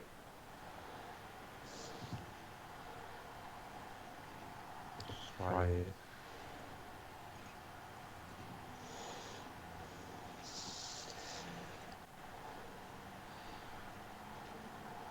If we've got intermittent buffering, it may be that the computer's doing another upload, because it did one the other day, and normally I tend to get my Windows updates in batches. So it may be that Windows is updating something in the background. Brett, do you think it's the same presence as your previous home or a new one? Personally, if it's anything like that, it's going to be, I presume, a new one. What would be your opinion on that, Andy? I reckon it'd be a new one because it'd have been gravy pot appearing if it was. Yeah. If it was the same one. Do you think it's just making its presence known now that we've been in a few months? Yes and no. I mean, obviously, it's a saucer, isn't it? Yeah, well, it's just slightly bigger than the saucers. Like a plate you put a cake on or something like that. Well, there you go. Yeah, I never thought of that. Put a cake on. Yeah, I never even thought of that. Yeah, but I'd potentially just pop some art, if possible, in the area that it appeared.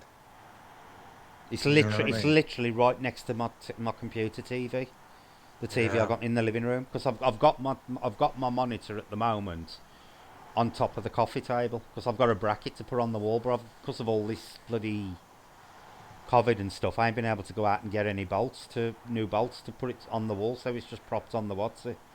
But the coffee table's quite a big one. Well, when you come over, you'll see it, but it's like a big wicker one with a glass Yeah. top. It's what I actually do the card readings on.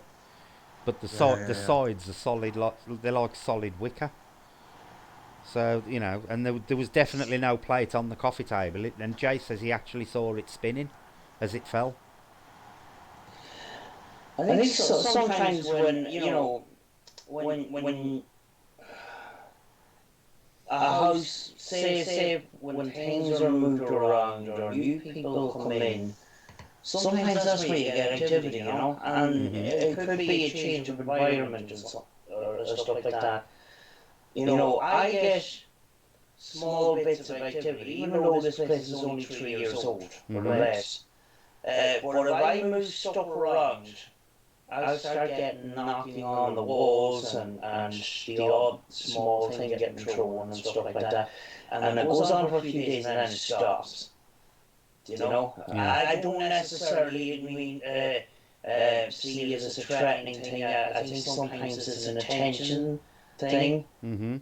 I do find sometimes too it might be a bit of activity when I haven't been doing spur boxes for a long time. When I'm doing spur boxes, I don't get activity. Mm-hmm. People think that oh, you're doing spur box sessions in your house, you're attracting all this energy and stuff. I think it's only a belief, but because I'm providing a communication, I don't feel the need to start throwing stuff about or knocking on walls or anything like that. I do get negative stuff on that, but actually, the atmosphere is quite calm. Mm-hmm. Sometimes I'll get a surge of little bits of activity when I haven't done spur box sessions for a long time, or I move stuff about. Do you two think, because I've done a few spirit box sessions here now where I've turned it on and listened to it, do you think we could actually be opening portals, Andy, that aren't closing when we turn the spirit box off? No. You don't think we could be weakening, between two different dimensions or anything? No. What about you, Sam? Oh, go on, Andy, go on. No, I was just going to say, I wouldn't imagine so, no. Sam? I always ask the question, where are you? Right. Because I don't know. If I was to answer that, I'd be throwing a guess at you. Mm-hmm. I don't know what I'm communicating with. I don't know if it's spirits. I don't know if it's nature related. I don't know if spirits are around all the time. I don't know if spirits are walking around following us. I just don't know. It's all a guess. All I do know is something intelligent is answering us back sometimes. Right. Mm-hmm. And I don't know if we're ever going to get the answer to that. Yeah. So I don't know what way, I don't know where they exist. Is it a dimension that we can't fully see? Yeah. Yet they're partially coming in and partially able to communicate. I just don't know. Yeah, but that tonight was just really weird. Really, really weird. And I don't know what the hell triggered it off. I really do not know what triggered it off. Let me just flip this audio around a second to see if I can. Hang on a sec.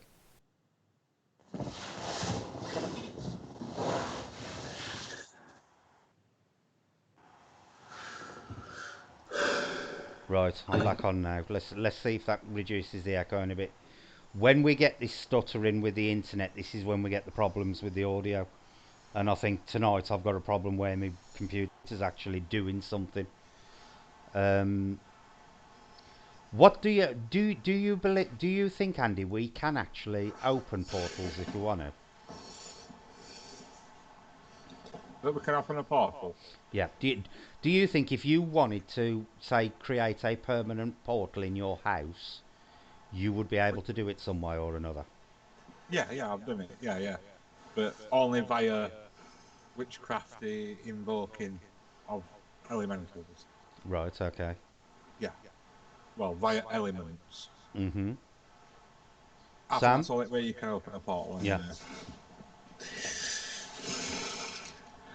Portals, I don't look too far into that because, you know, when I'm at home, a lot of it's ITC. Yeah. Something intelligent is answering back to me. That's all I know. I ask questions, I ask them over and over again. Where do you exist in this world? Where do you hang out? I get hell, I get all sorts of things, but I never get a straight answer. Ever. Mm-hmm. You know, and there's thousands and thousands of people doing this all the time and asking the same questions, and nobody's getting the answer. Nobody is there asking, right, where do you exist? Do you exist in a different dimension? Do you exist in heaven? Are you a nature spirit? Where do you exist?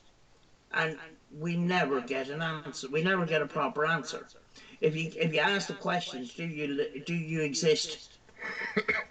Do you exist in heaven? Next thing you're going to get these words coming back, heaven, because sometimes whatever's communicating with us actually sometimes just copy us. So try and when I ask questions, I try not to say if I try not to mention names or anything if I'm looking for a name to come true, kind of thing. Yeah. Because, what example can I give? I have to be controversial with this one. Go on. Mark Smith went into Hooper's stands, I think it was, with his son, with his spirit box, with this thing about looking for Slender Man. Now, the interesting thing about it was he kept saying on front of the camera, "Are you Slender Man? Can I speak to Slender Man?" And he kept bringing up the Slender Man, Slender Man, Slender Man, and then Slender Man comes out on the box. That's what he was trying to pull at. But then possibly he was trying to bring in the audience as well. But sometimes that's a technique that people use. Right. Try to say, like what I'm doing lately is can you say John the Baptist? Because I'm dying for somebody to say John the Baptist just for the crack. Yeah. Do you know? Say Hobgoblin, Andy. Hobgoblin.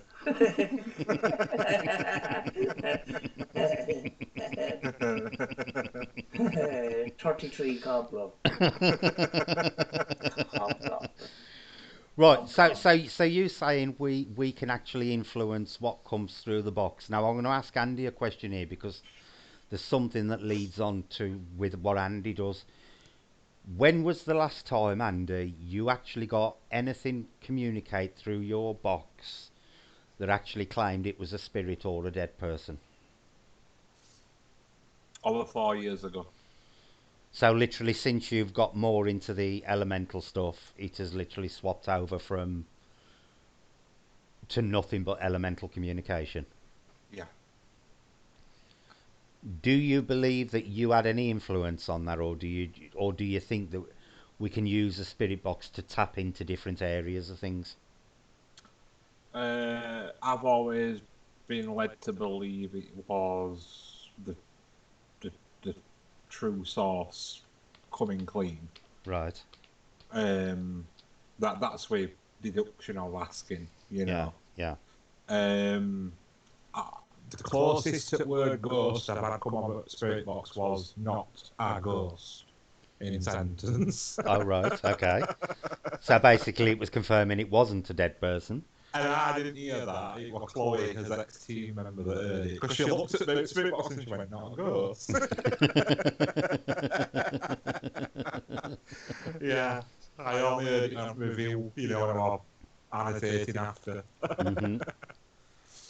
Yeah.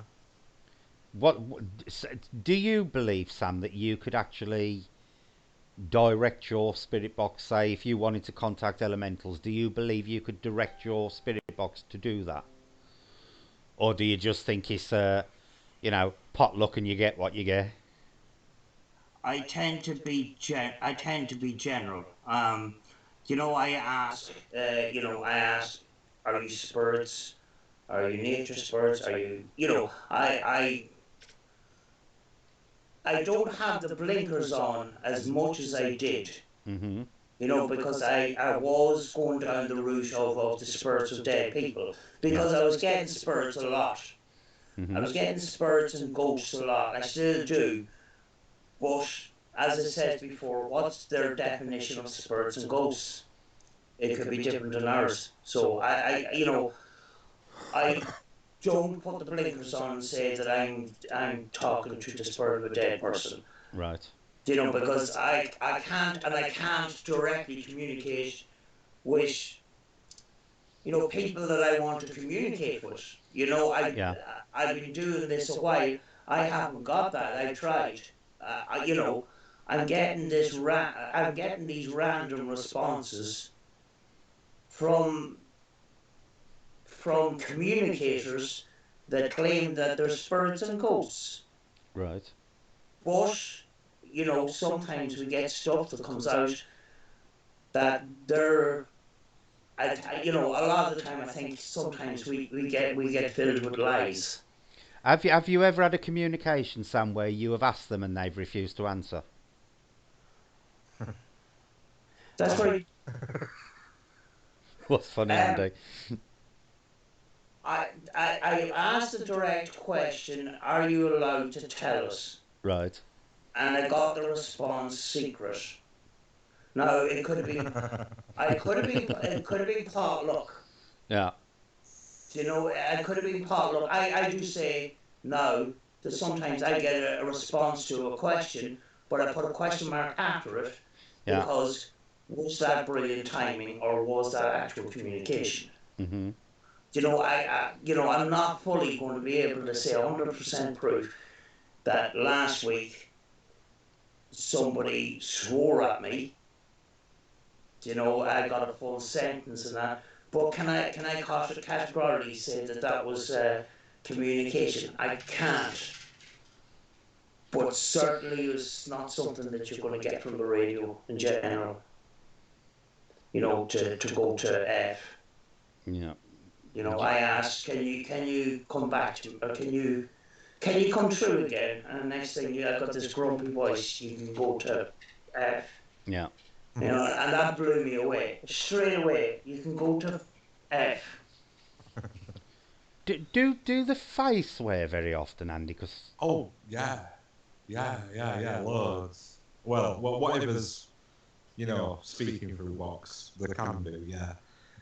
But just touching back on what you've just been on about there, I very rarely try and direct, I'll always open my spirit boxes up with what type of nature spirit I'm talking to. mm-hmm. And I'll let it go from there, and I've Yeah. had numerous amounts of different stuff come through that adds up to these things, Yeah. especially when it says something like it's the gnomes. Yeah. It's like, wow, that was direct. But what I have noticed is asking what type of nature spirits you've got is quite polite to them, but asking what kind of fairy folk, they tend to ignore you, and that's it, to stop communication. Right. So See, they don't because like being called that at all. yeah, have they ever given you specific names that they want you to reference them by? What do you mean? What, like Like, this? that they've gone, we ain't a fairy, we're a such and such. Their own version of the name for a fairy. Have you ever had anything like that come through, or do they always come through by the names that we know of? Yeah, it's by names that we generally know. It's always the names we generally know. Have you ever contacted one on a Ouija board? I've tried, Right. got nothing. So you've had nothing whatsoever happen with a Ouija board? Not while doing this. No.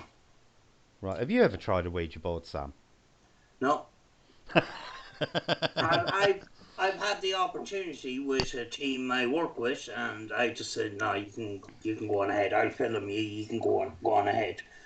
Um, the only way I'm gonna operate a Ouija board is I'm blindfolded and I'm working on my own. Right. Sometimes the subconscious mind can say if you ask a question, you're looking for a yes or no answer, Yeah. and everybody's expecting a yes answer. Could it not be possible that everybody's veering towards yes, but subconsciously moving the planchette, but they don't realize it? Yeah. You know, I really want to take the human aspect out of it. Um, you know, if there was an electronic version, there's not very many, but an electronic version of that could be manipulated, possibly, it could be a thing. Yeah. But things like dowsing rods and the Ouija board, there is a little bit of human interaction with the dowsing rods as well, but you can move them slightly. You can't control them a whole lot, but you can control them a bit. Yeah. And I do see people moving them slightly. So Ouija boards and dowsing rods, I don't tend to use them very much, even though I have dowsing rods. Yeah. You know. I've got to be honest. I actually watched a psych. I suppose it's classed as a psychic channel the other night, Friday after we'd finished the stream, and this person was using dowsing rods, but you could literally see them deliberately moving their hands before they'd even finished asking the question that they were supposedly getting the answer to. So and that was blatant. Nikki News asked a good question, and we can all give our answer to this. Brett, do you think that maybe we aren't ever really meant to know the truth in all aspects of the paranormal? Me personally, Nikki, I genuinely believe that there are natural mechanisms in place to stop us ever fully proving life after death. Because I think if people found out for definite that there was a nicer place you went to, the social ramifications on this side of life would be astronomical. They would be devastating. You would have people taking their own lives left, right, and centre because they knew there was somewhere better to go. Andy? Guess what? Go on. I was replying to Claire, so I didn't capture it. All right.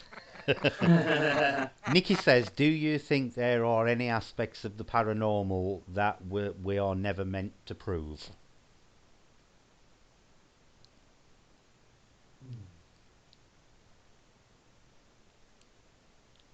Do you know what I think hardest thing is? Mm-hmm.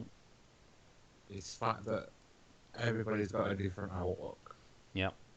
So even if one person managed to prove so many aspects, you're still going to get people that will disbelieve it because it doesn't fit their viewpoint. Yeah.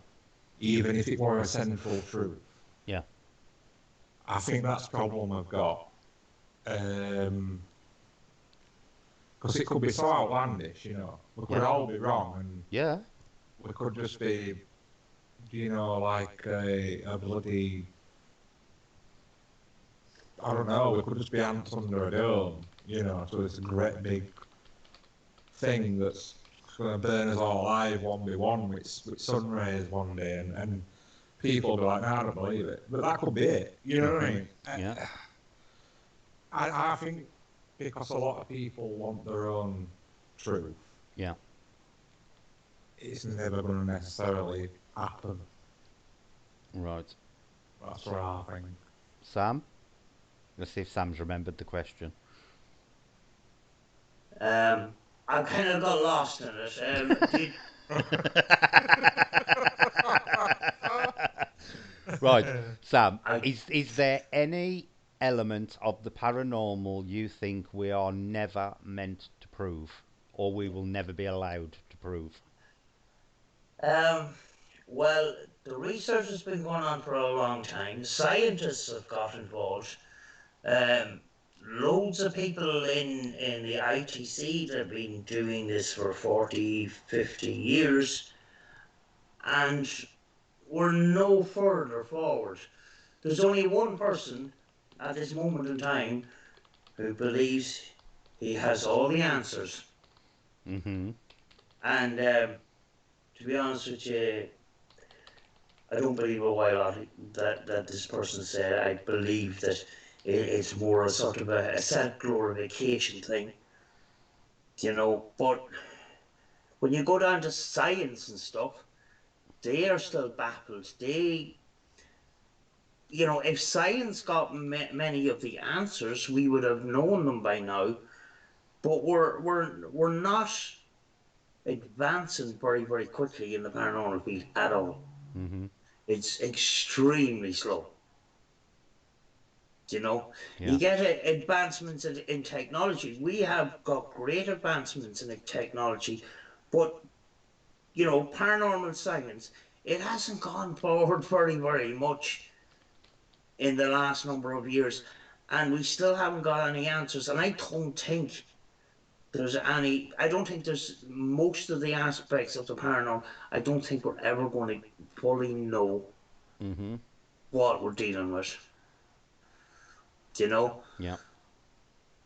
so what we're communicating with, what is doing certain things, what is light anomalies. The theories are there, but that's as far I think it's going to ever go. Mm-hmm. The paranormal field is full of theories, but we're going to get answers to those theories. I very much doubt it. Yeah. But then I could be wrong if there is major advancements in technology in the next number of years. Mm-hmm. But I haven't seen much of it so far. Right. You know? Yeah. Right. Here's one for you, Andy. We know from examples from like ancient Ireland that the Fae were quite prevalent in the past and were quite willing to appear to people. Do you think we are going to reach that stage again sometime in the future where they do start appearing on a much more um, common level, where more people are going to start seeing them? See, no, sorry. The Fae and the elementals. Oh, no. Um, Again, because it's their choice.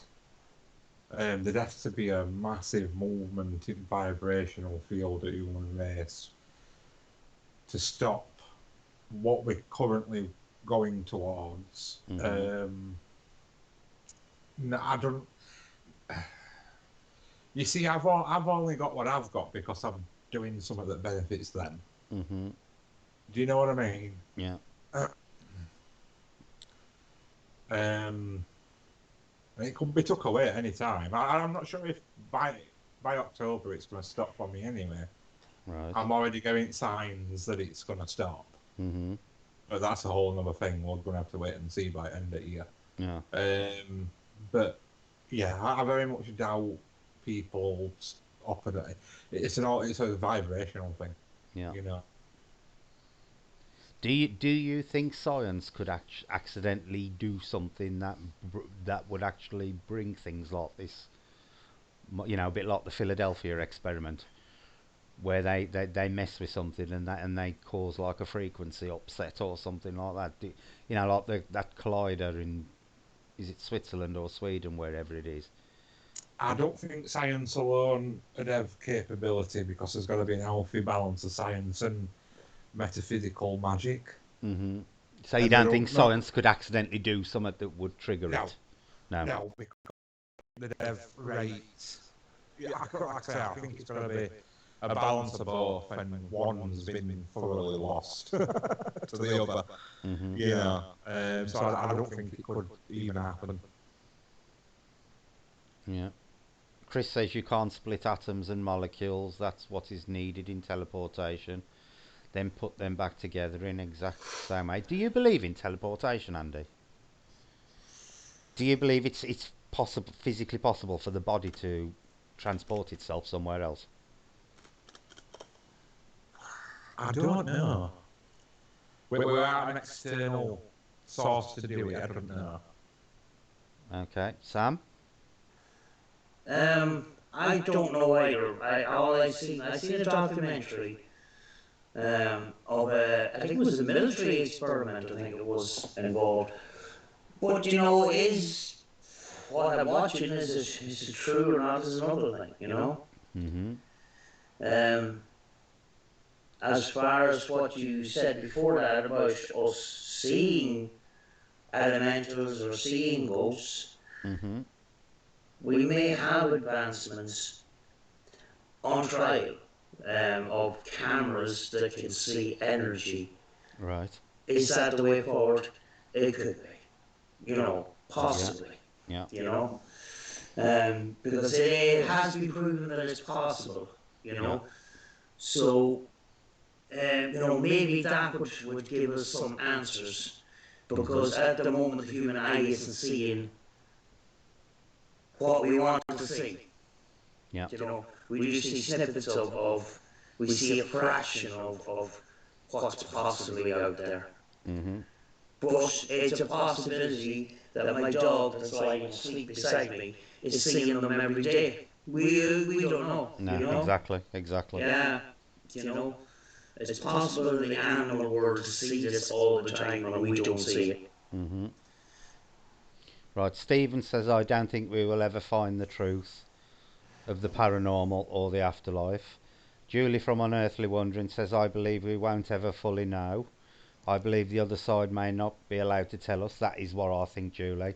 And by the way, I'm just going to give Julie a quick shout out. If anybody in the UK wants a decent channel to watch um, early in the morning, round about 9, 10, 11 o'clock for us when there's nothing else on, I highly recommend subbing to Unearthly Wanderings, because they do some good spirit box sessions and stuff, and they're early morning for us to watch, so they're pretty good. Yeah. Kat says, not enough science has been done though, not enough experimenting properly and scientifically carried out. A professor in the US has set up a course to study it. There's hope. Yeah, I agree with you, Kat. There ain't, and I think we will struggle to get mainstream science interested in a lot of paranormal subjects. Oh my God, Andy, we've got a Joanne B question. Are you ready for this? Go on. Right, I'm going to ask Sam, and then I'm going to ask you, and then I'm going to give my answer, because I want to see what you two say first. Do you think the Hadron Collider could be responsible for making spirit communication stronger? And for Andy, I will just amend that to communication stronger, and I'll start with Sam. Do I think what? What do you? The question is, Sam. What do you think to hobgoblins? Joanne says, do you think the Hadron Collider, that thing that sends atoms spinning round really quickly, um, do you think it could be responsible for making making spirit communication stronger? I'm not so fully aware of what she's talking about, but if it involves energy, there could be a possibility of that. Yeah, so it's where they send two atoms round a. I think that's what they do it in Sandy. They send them round in opposite Yeah. directions and they collide. Yeah, Right. they smash them together at really high velocity. Yeah, Yeah, yeah. and it causes a massive energy release and stuff. I kind of think that energy is the key Mhm. to a lot of this. Yeah. You know, because energy can change form, but it can't be destroyed. So it exists out there. So where is human energy? Where is nature energy? Where does it go? Yeah. Is it what communicates with us? Is it what moves solid objects? Do you know? Mhm. Like you said earlier on, things moving and stuff. On a physical level, it should be completely impossible. Mhm. But there's that energy that's moving things. and is that energy being converted into speech? But then again, where's it all coming from? It's all a big massive mystery, and we're trying to untangle it. And I don't think it's going to take a long time to untangle it, if we ever untangle it. Yeah. Do you know what I think? Go on, Andy. Let's see And what you think. this is my honest truth, Yeah, right? go on. I think, like Sam's just been talking, and I can't help but I need to say it 'cause it's proper in my head. It's the Yeah, go forefront, on. right? We probably had it all untangled, and we all tangled it ourselves as time were going on, Yeah. and now we're struggling to untangle it because we've made a right bloody mess of it all. Yeah. I think we've had all answers, Mhm. in history. Yeah. I think it's all there. Yeah. The other complication of it now is just so, ugh, Yeah. that And I think if you think about it, Andy, if you go back into like ancient history, there was a lot of fight. Even more so than today. We don't know what was destroyed in there. In this is ancient it. and battle. Yeah. That there's the rumor of the Library of Alexandria. It's never been found. Yeah. It's obvious something obviously existed at one point for it to be rumored to be of in existence. What was in that library, and was it destroyed in some battle Yeah. between cities or what? I mean, one of the most common things we all talk about. I mean, think of things like in examples. I always do. Hmm. We all sort of unanimously agree at minute that if you go out without any equipment, you sometimes get better interactivity. Yeah. We're not overcomplicating it anymore. We're not Hmm. putting technology into it Yeah. anymore. And Yeah. wow, what's just happened? You know what I mean? Hmm. But that's my opinion. That's my opinion. So, what do you think about the Hadron Collider? Well, I know. Well, I don't know because I'm not there and I can't see it. Hmm. I was saying this to Becky about reincarnation today. I says, only good reincarnation we can really take is somebody who we can talk to that we know that's telling you, oh, I was this person in my past life, this is how I died. Yeah. So again, we aren't being at the Hadron Collider and seeing what they're doing, because apparently this object that they've manifested inside this room, Hmm. that they've built 400-foot steel bloody lead walls around and they Yeah. daren't go in to look at it. Hmm. Is it just bullshit? Well, you don't know, do you? We aren't being there Yeah. and looking at it. Hmm. We don't know, do we? And that's trouble I'm having with stuff at the minute. I like to sort of get my teeth into something that we know. Like Loch Ness, if we can actually get there and look at it and do something at it, it could be an all different story. Yeah, we're definitely gonna have to do a Loch Ness trip, Andy. Yeah. I wouldn't actually. What I would actually like to do is a live from Loch Ness. Oh, definitely. It needs a couple of days, to be fair. Yeah. Yeah.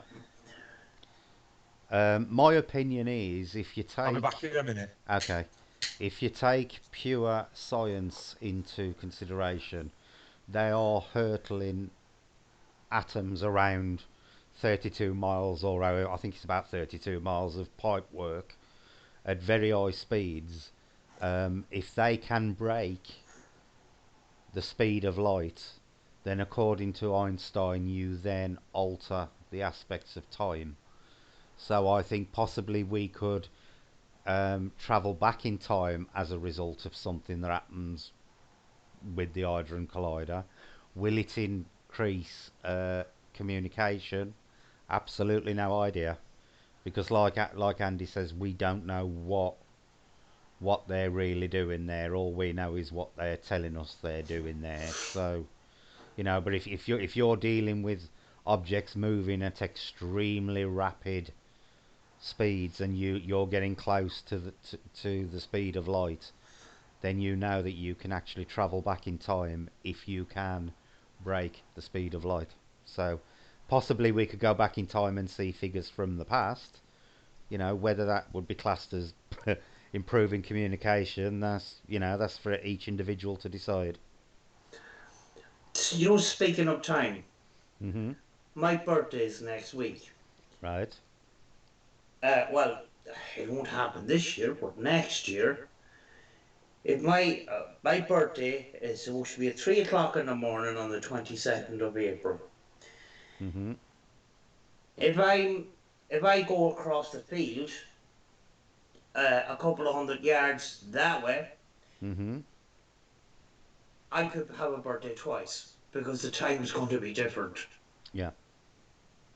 and that's only a couple of 100 yards up that way. So Yeah. I think our perception of time is numbers and stuff, Yeah. but the real time is age. But what exactly is time? Mhm. Do you know what I mean? Yeah. And is the paranormal wrapped up in that? Do you know? Yeah. Right. We got a question by Julie from Unearthly Wanderings. This is an interesting one, Sam, and hopefully Andy will answer it when he comes back. Brett, do you believe there are more beings out there we are unaware of because humankind may freak out if we knew, or perhaps they prefer staying hidden? Sam? Um, yeah, but I'm looking down the realms of creatures that just remain hidden. I actually don't even believe that Bigfoot is an actual paranormal event. I think it's just a big rare monkey that doesn't really seem very much. Oh, Sam, I'd love to sit you on a Bigfoot forum with some of the Bigfoot hunters and you say, I just think he's a big rare monkey. I'd love to watch the reaction. Well, apparently it's a big smelly monkey. Yeah, apparently it does. Apparently they've got a very distinct smell to them. But Um, I believe that Bigfoot lives in the natural world. so you're of the opinion it's either a. Do you think he's either a primitive ape? Do you think, sorry, he's either a large species of ape, or do you think he's a version of primitive man? Which one do you think he is? I think a large ape. You think he's a large ape? Yeah. Right. Are you back yet, Andy? Right. I'll answer yours then, Julie. Yes, I believe there are beings out there that we have not seen. Um, I believe there's probably things in because I do believe that there are other dimensions out there, and I do believe that there are ways to cross in between, cross between them. So there are probably things out there that we wouldn't want to see. But also from an extraterrestrial point of view, I believe there are probably thousands and thousands of other species of life out there that, you know, we probably will never see. Not because, you know, they'd be too frightening to us, but basically because they can't reach us. But I do believe there are, countless beings out there that people probably have never encountered. Well, there's species of animals just being discovered every week. Well, You know. what is it they say? We've only explored 5% of the ocean, something like that. Yeah, which is pretty amazing, really. Yeah, we don't know what's lurking at the bottom of the deep oceans. There could be. Stop looking. It's like the dog's looking at me all funny. We there could be all sorts down in the Mariana Trench for all we know. Down at the Yeah, bottom. Are, yeah. are you back yet, Andy? No, you ain't back yet. We'll carry on down the what's it then. Andy says, I usually know what I am talking about, Joanne. That's down to personal opinion, Andy. Just don't understand the bloody word of the shit that's coming out of my mouth, though. Boiling water is energy. Well, it's a scientific fact that energy cannot be created or destroyed. It can only be changed or altered. It can only change form.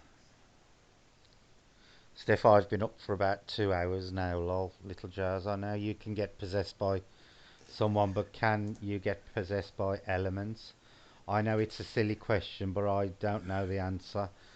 Well, if you take it from a shamanic point of view or from a Native American point of view, you can most definitely be possessed by elemental spirits. Shamans regularly do it, and Native Americans have what they refer to as manitous, I believe they're called, and they are evil elemental spirits that are known to possess people.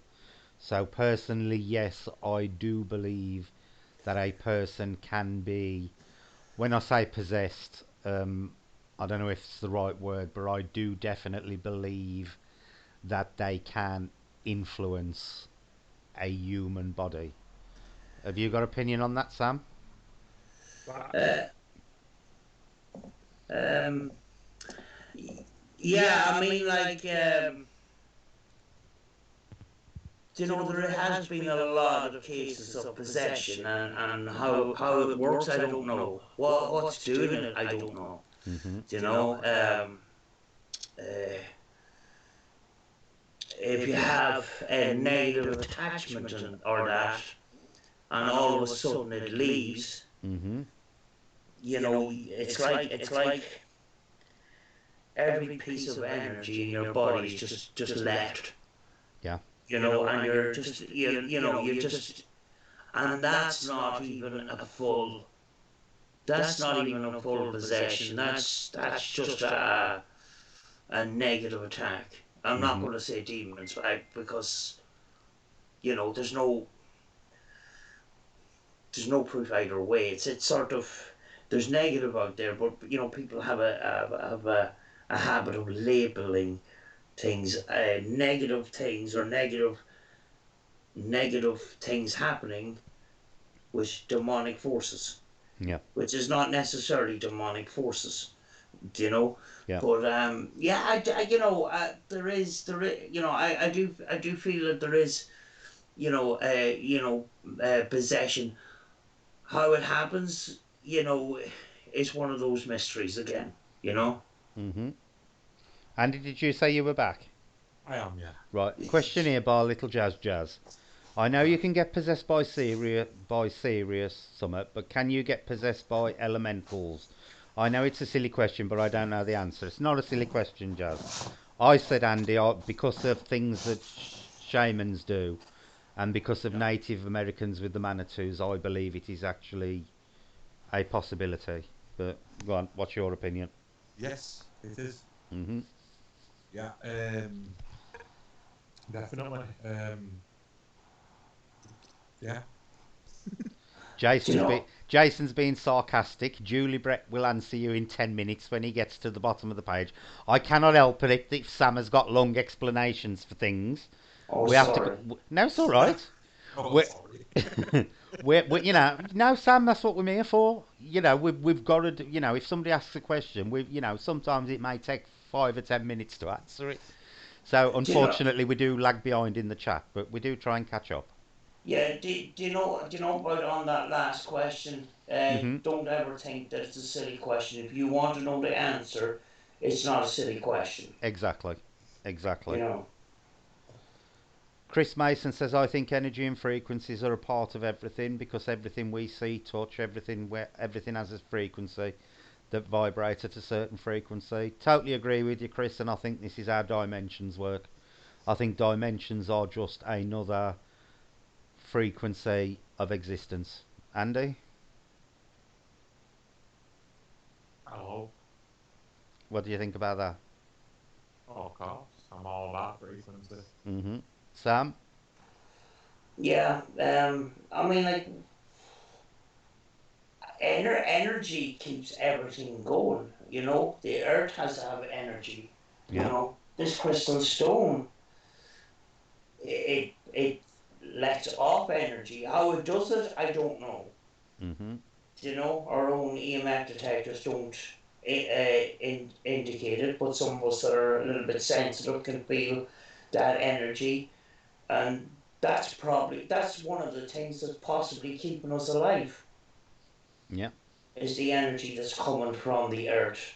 Yeah. You know? hmm James says, on the theory that spirit is energy, in that case, would spirit communication be better in or after a thunder or lightning storm? Andy?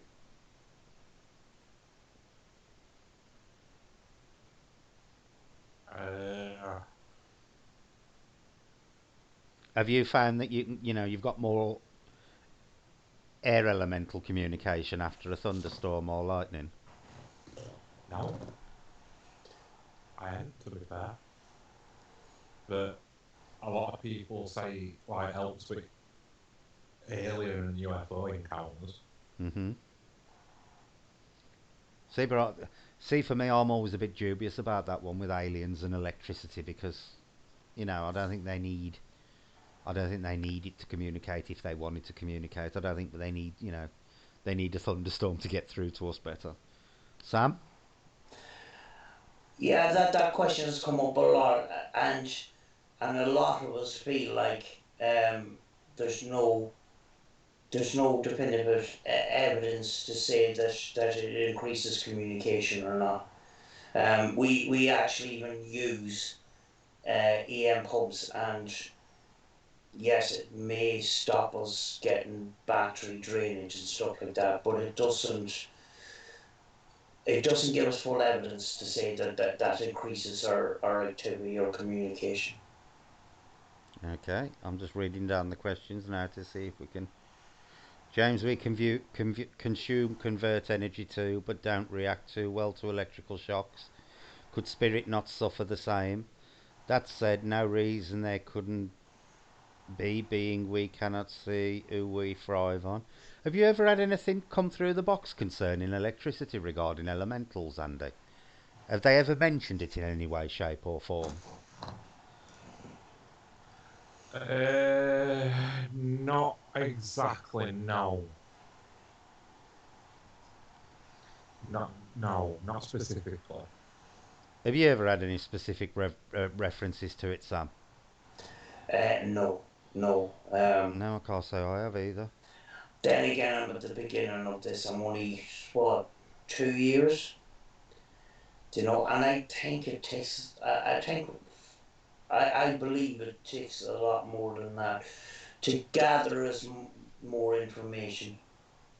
You know, hmm the more times you do this communication, the more information you're going to get. You Yeah, know. yeah. Uh, Cat says, Joanne, it doesn't matter, but people are saying Hydron. Hydron would relate to what? Yeah, it was Hadron thing. I think we all knew what we were on about. Don't worry about it, Joanne. I truly believe that the Vatican has a shit ton on stuff about paranormal alien. Oh, I'm gonna love this question, Andy. Things that are hidden and they will never be made public. Oh, I can't wait to ask Sam this one, but I'm gonna ask you first, Andy. What is, what is your opinion on the Vatican hiding things paranormal? Potentially. But Do it's you do you think Vatican. it's like the Da Vinci Code where he goes down underneath and they've got everything locked up in them little glass rooms? I don't know. I don't know. You see, it's just, I don't trust it anyway. We being the way it is. Yeah, yeah. I personally believe that the Vatican has probably got certain things hidden away somewhere under Vatican City that they don't want people to know about, and I would guess there probably are some paranormal things there that they will have hidden because if they were ever brought to light, they would throw doubt on the Catholic faith. Sam? That's a very, very interesting one because the Vatican is actually caught up in one of the first ever EVPs.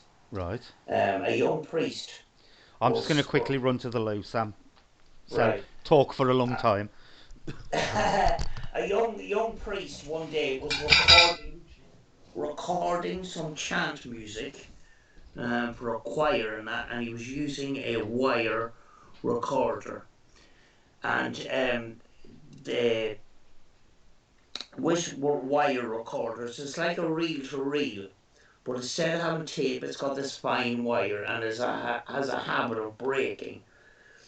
But on playing back his recording, he believed he picked up the sound of his father's voice.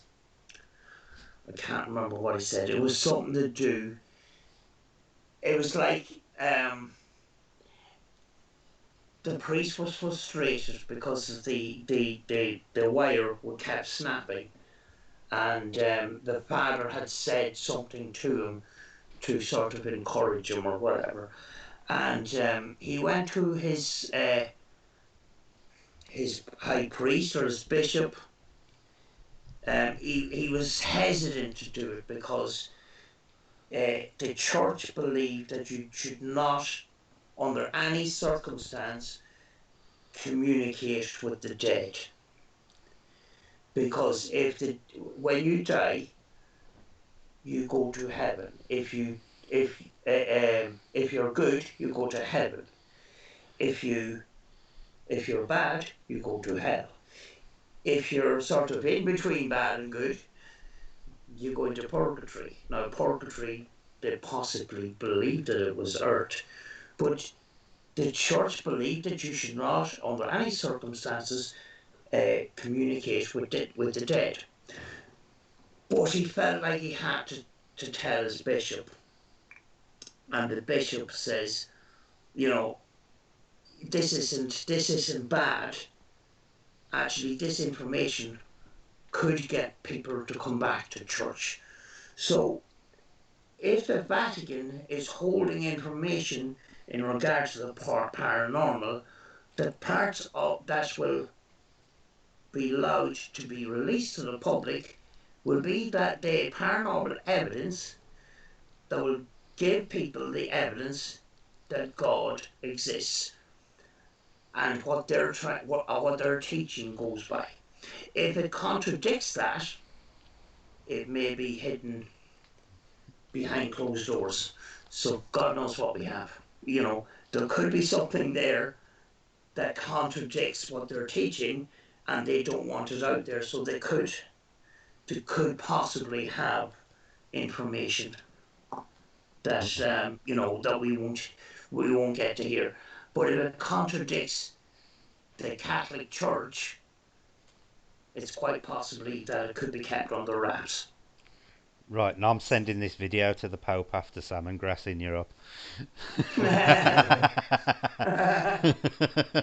Right, apparently it's Joanne B's birthday tomorrow, so happy birthday for tomorrow, Joanne. Happy birthday. Little Jazz Jazz says, oh, sorry, go on, Andy. I talked over you then. Happy birthday. I talked over you, sorry. Little Jazz Go Jazz ahead. says, do you think the longer someone has been dead for, the less energy they store? Right, I'll answer this first and then I'll let Andy and Sam answer. For me, the answer is no, because I don't believe that um, anything that we communicate with needs any kind of energy from us in any way, shape or form. I think they get it from elsewhere. They are pure energy themselves. They don't need to drain us like batteries. The only time I think that occurs is with residual hauntings where you're having stone tape theory in effect, where things are appearing when a certain set of circumstances are in the right order or wherever it needs to trigger them. And I think this is why a lot of residual hauntings eventually stop occurring or get less frequent, because they run out of energy. I don't believe they actually recharge themselves. Andy? Go on. What question? Do you think the longer someone has been dead for, the less energy they can store? But Oh, I did it in general things rather than just dead people.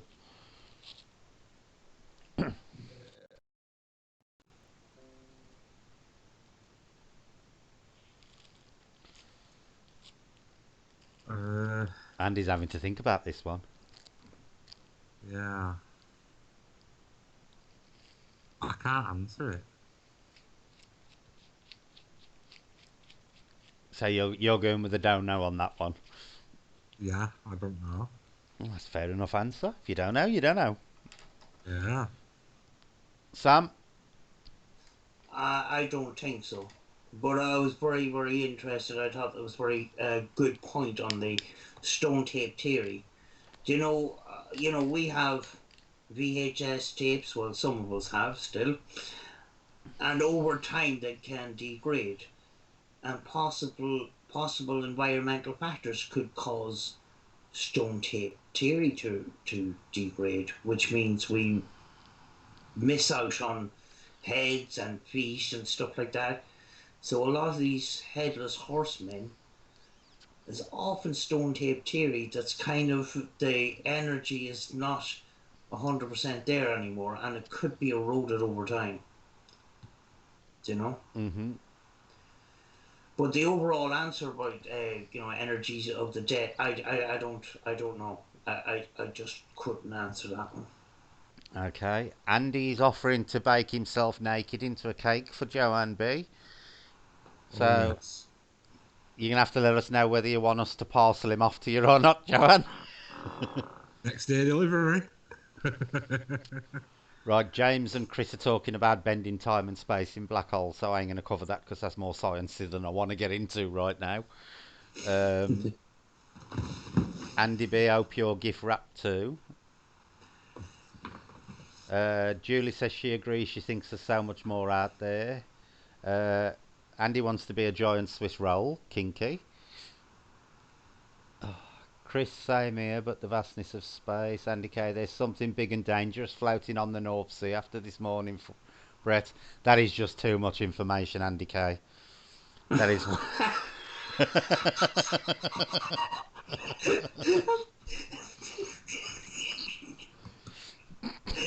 Oh, you got Sam started now. We finally found the comment that triggers Sam for the night.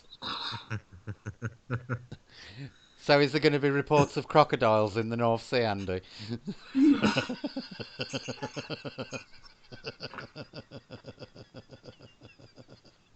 Had to get the bolt croppers to disconnect. Honestly, this chat goes down the pan. It really does.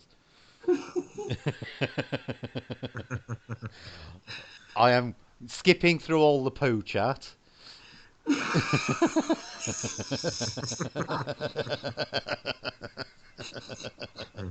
Andy Kay says possession is 9/10 of the law. Yeah, keep it to yourself. Ooh, your two sounds gone very weird through my headphones. Has it? Have I having a? It sounds like you're underwater. All right. See, my internet's playing up at the moment. I think. I thought you caught me out, Barton. Oh, here's an interesting one. Another Joanne B one. Oh God, here we go, folks. I read something somewhere that the grey tall aliens are actually us from the future and they visit Earth to ensure we're taking care of the planet. What do you think of that, Andy? You think that's a possibility? No, Sam? no, I don't. No, but that's just an opinion. No, me neither. I think it would be too risky for anybody in the future to come back. You know, I think the chances of causing a paradox, I think, are just too great for him to be popping back with any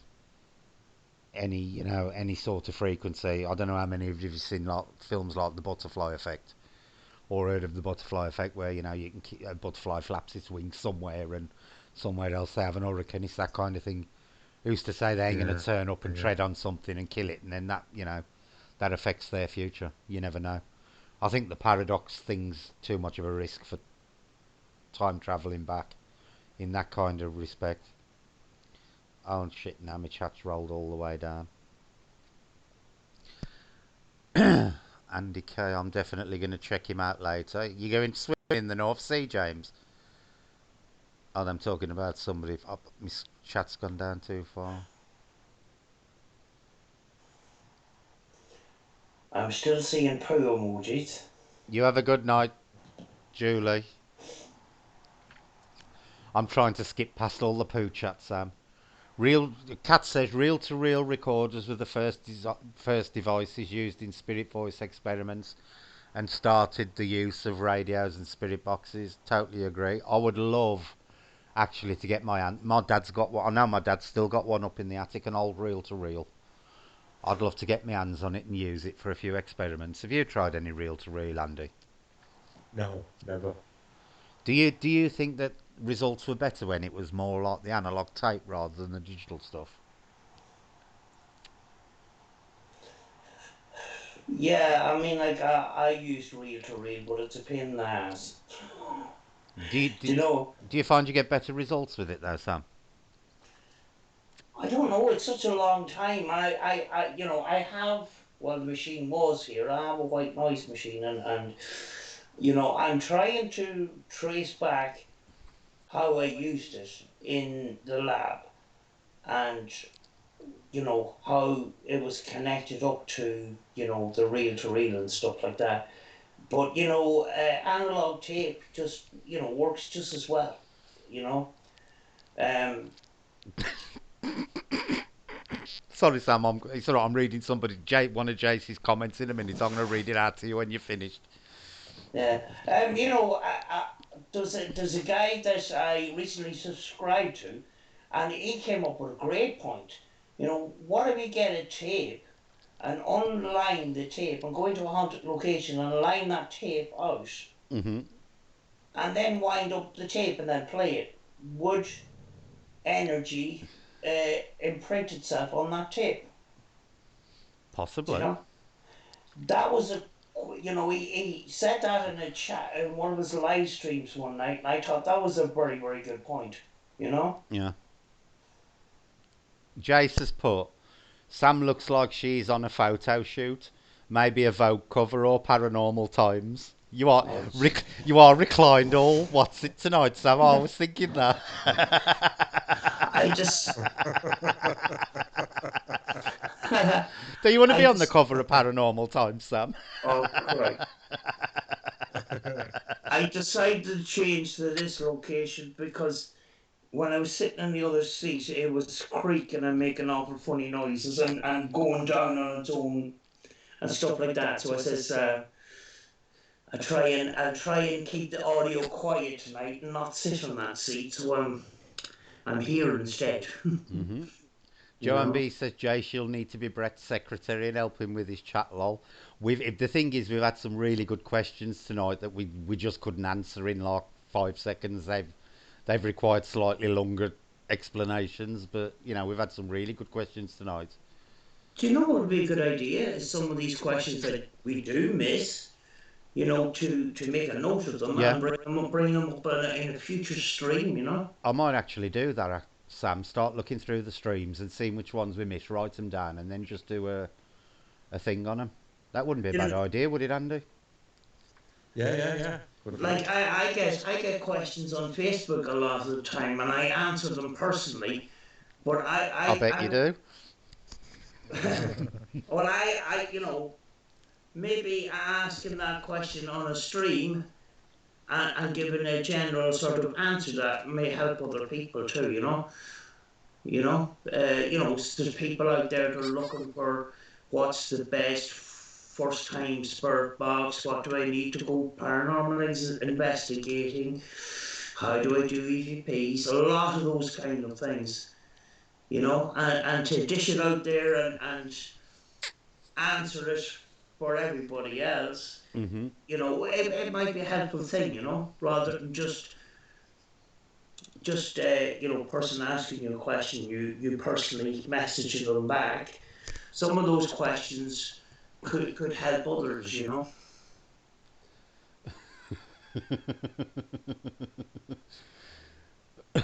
I'm just reading the chat. Andy says if you have the tech to travel, and he's just scrolled off the top of the screen.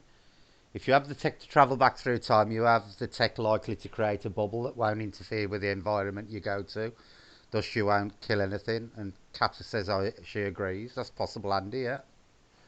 Um, Andy says last thing we need to see is you going down on things, Sam. And obviously that, yeah. Chris is back. He's just let the dog out.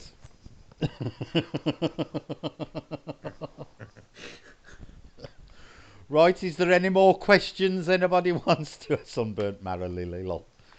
Is there any more questions anybody wants to ask? You should recline back, Sam. It was really nice watching you recline in there. You know, it'd make a good picture for Paranormal Times. Do you know what I'm going to do tomorrow? I'm going to do a thing of that, Andy. I'm going to do a mock-up Paranormal Times with Sam reclining on the front. Oh,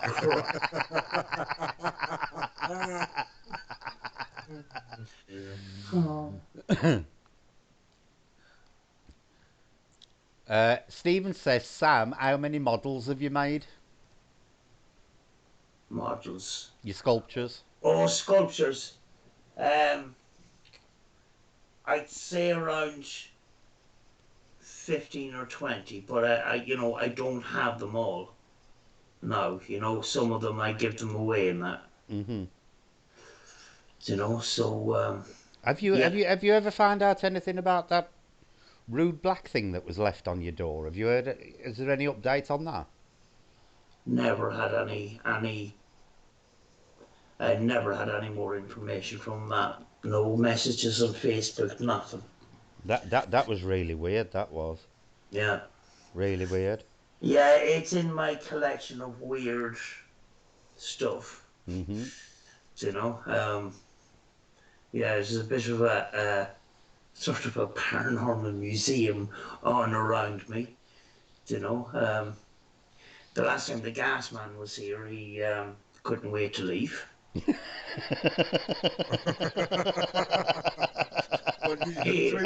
What were you doing to him, Sam? Were you reclining in a provocative manner?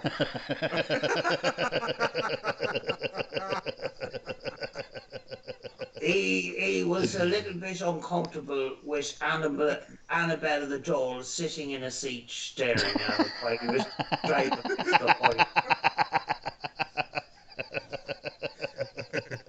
It must actually be quite frightening for the meter readers when they come in your house. Thing is, Sam, it's meant to be you in suspenders, not Annabelle.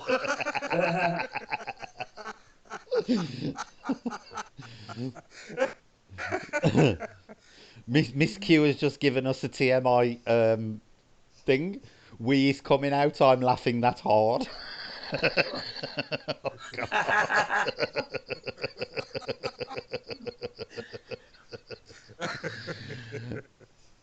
Welcome to the chat, Jackie. You've just come in at the most unfortunate of moments.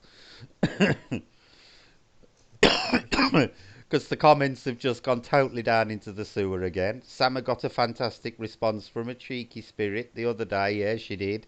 Yeah. She really did. I think it's the first time I've had a 5-word response from a radio. Mm-hmm. You can go to... I thought it was quite funny as well. Are you able to come through to me again? And I didn't hear it in real time, so I went through the Spurt Box session being all nice and everything. Didn't know that I was getting this abuse.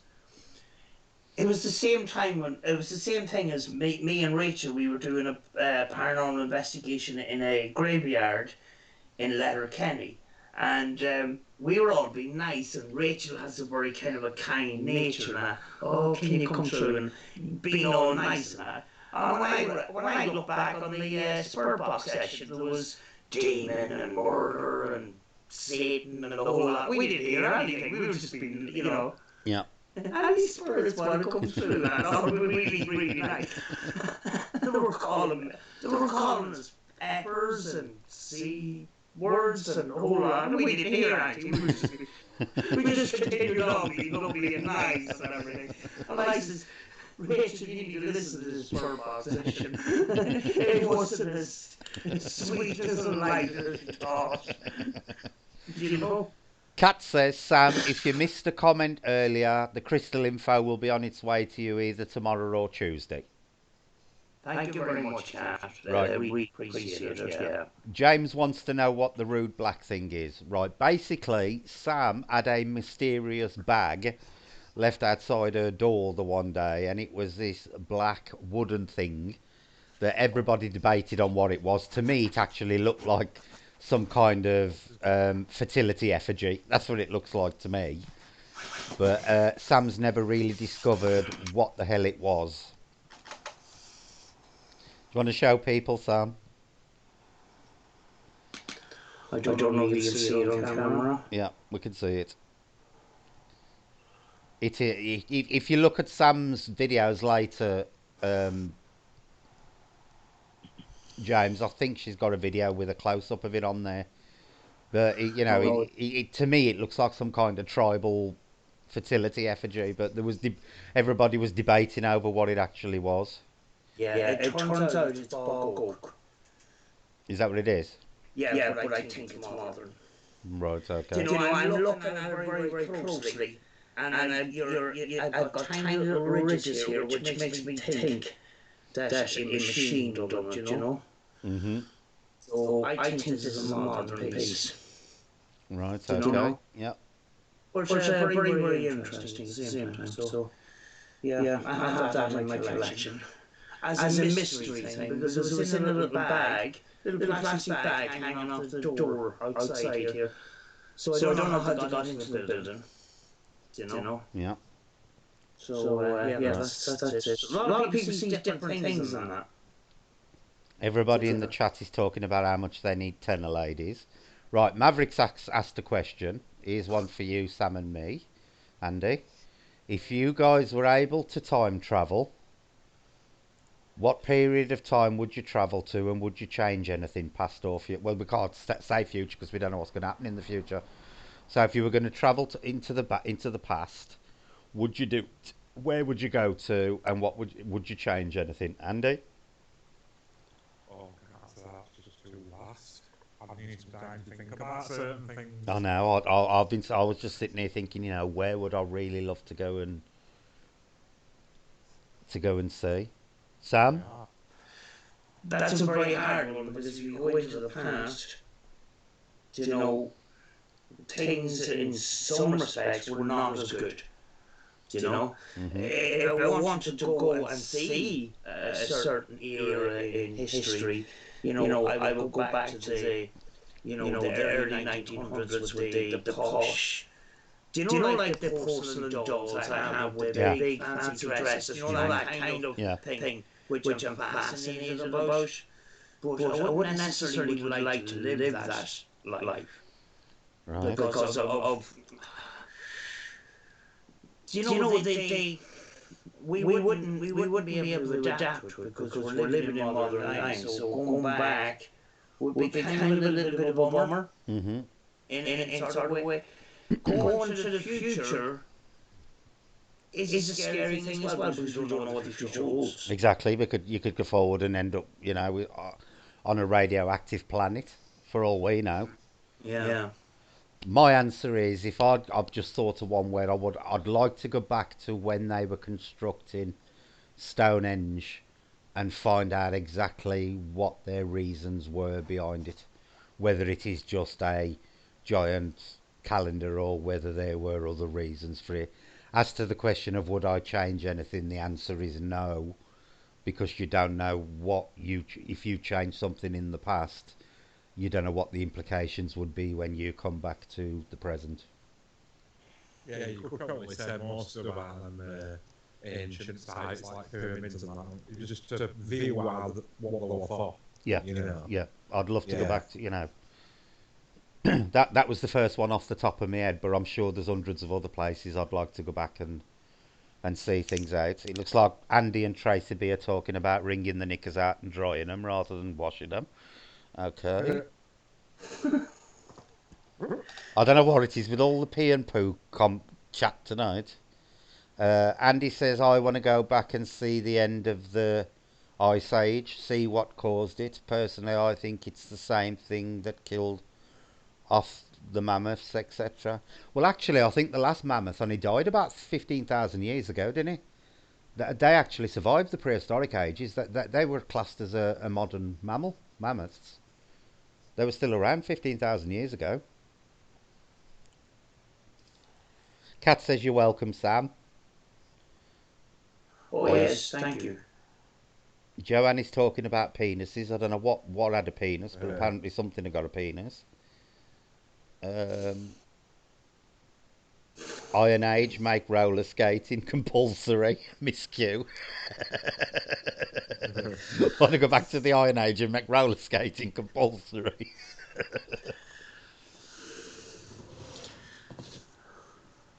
But that, yeah, I think that's where I'd want to go back to. I'd want to go back to Stonehenge and and talk to the druids and find out exactly what it's constructed, because we know it's an astronomical um,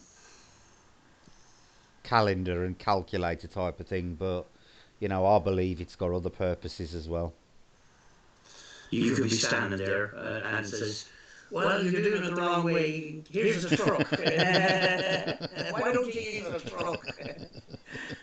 It must have been hard work, though, some of these things, and how they shifted big massive rocks. Well, I believe some of the big stones, the big major ones, came from a quarry in Wales, didn't they? So that they were moved hundreds of miles.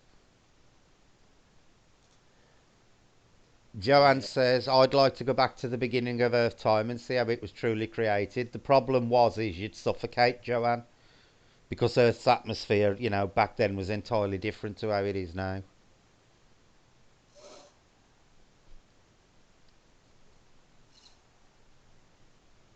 Stephen says, I'd go back to the time when I said yes to moving to the UK to now.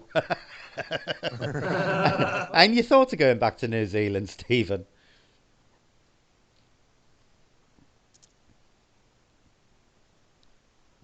Yeah, the problem going back to the start of Earth would be, the atmosphere. You'd have to go with your little hazmat suit on if you want to go and see that, Joanne. At least when you come back, you wouldn't have to worry about the current outbreak because you'd have your little suit.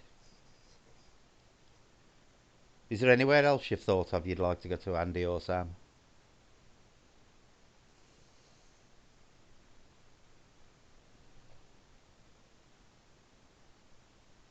Yes? No? Sound of, the sound of silence. Yeah? It's definitely the sound of silence. So I'm just trying to stretch the stream out now for the last 10 minutes so we can all wish Joanne happy birthday before the stream ends. Because it's Joanne's. How old are you, Joanne? Which century are you clocking up this year? Yeah, Brett. What did they build? Why did they build it on the ley lines? Andy has got a very interesting fact about the ley lines. Andy, tell them what ley lines are actually traditionally called. Oh, they're known by a couple of different things, aren't they? But one of the things that they used to be called were fairy roads. Hmm Yeah. Do you think they're connected in any way to the elementals? Because Yeah. they are lines of energy, ain't they? If you think about it, Yeah. they would be the perfect travelling route for anything elemental. Yeah. And because there's so many of them as well, there's major and minor Yeah. ley lines, and they cut across entirety of Earth. Hmm It lends to the fact that they could zip from one place to another quite easily via these monuments that they built hmm on. Yeah. Yeah. And I mean, as we know, druids and that used to work with nature spirits, so... I wonder if that druid temple does that druid temple up here sit on the ley lines, Andy? Yeah. That's actually sitting right on a ley line. Sitting directly on the same one as the table in nature reserve, Is it? and that runs directly down to Stonehenge. Cool. Because it's hard to... It's a slight angle, you see. It comes up through Stonehenge and it cuts up to Edinburgh. Hmm It actually basically... Yeah, I know the one that Stonehenge lay on run the entire length of the country, but I didn't realise it passed that close to us. Yeah. Basically cuts through us. And, Edinburgh Vaults that we went to on Midway Street, that's got a stone circle in it, and it cuts straight up through that. All right. It's strange how they figured out where the lines were. or what ley lines were way back that time. It's just it's baffling. But they are proven to exist. So, what are they for? Cat says they want to bring back mammoths by using their DNA from bodies Yeah. found in the melting ice shelf and the Arctic and IVF with an elephant. That's true. That is Cat. Because they said they can replace what's degraded in the mammoth DNA with elephant DNA. So that is actually true. Yeah. Apparently, they have said now that it is scientifically possible to do it now. They've got the technology to do it.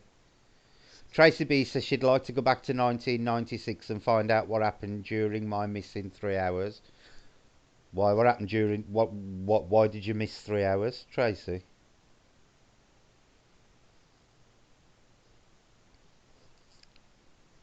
Everybody, Joanne B is 148 in 4 minutes.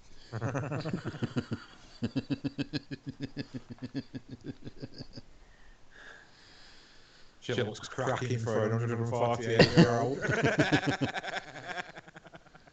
She says, but I feel like 28. You feel like, or you feeling, eh? Andy K's question there. Don't those ley lines tie up with many South American pyramids as well as the Egyptian and Asian ones? They certainly do. What do you think the purpose of the stuff in Nazca was for, Andy and Sam? Because they've worked out that they would have been nigh on impossible to create from the ground. Without having a bird's eye view. What do you think they're actually for? Oh, I don't know, because obviously simple explanation is that they're to be viewed from above, innit? Mm-hmm. And that's the only explanation to it. It's the most simplest one. So, I don't know. What do you think, Sam? Well, it's a possibility that like like religion. They say God above. Maybe they believe that the gods are above, and the gods can see it, and it's for the gods. I don't Mm-hmm. know. I don't know. Because if you think like the hummingbird, that hummingbird is absolutely massive at Nazca. Oh, Yeah. But if you look at it from the ground, you couldn't make out what it was. Yeah. You really couldn't. Chris says there are parts of Antarctica that's not accessible. They won't let you go there. That's true. That is. There is a specific area in Antarctica that is out of bounds to everybody. military Yeah. stations and stuff, Yeah. yeah. Shoot to kill, I believe, as well. Yeah. Yeah. I was just thinking of a modern version of that hummingbird. A modern version would be something rude, like a middle finger Yeah. or Yeah. something, or a big willy. Yeah. It would be when 300 years time, somebody flies over here and there's a giant willy in a field in Wiltshire. Well, there actually is a giant willy in a field in Wiltshire. There's Yeah. the White Man, where they all go and lie on it for their fertility rights. Yeah. Oh, it's only 2 minutes to go, Joanne. You've Did been you, using by all. any chance, watch the new rendition of Wurzel Gummidge? No, I don't know. They've done a new one. Yeah, there's a two-parter that aired over Christmas. Wow. And I were really off put by look at what they've done for him. But through the entire show, there's a lot of pagan sort of undertones in it. Right.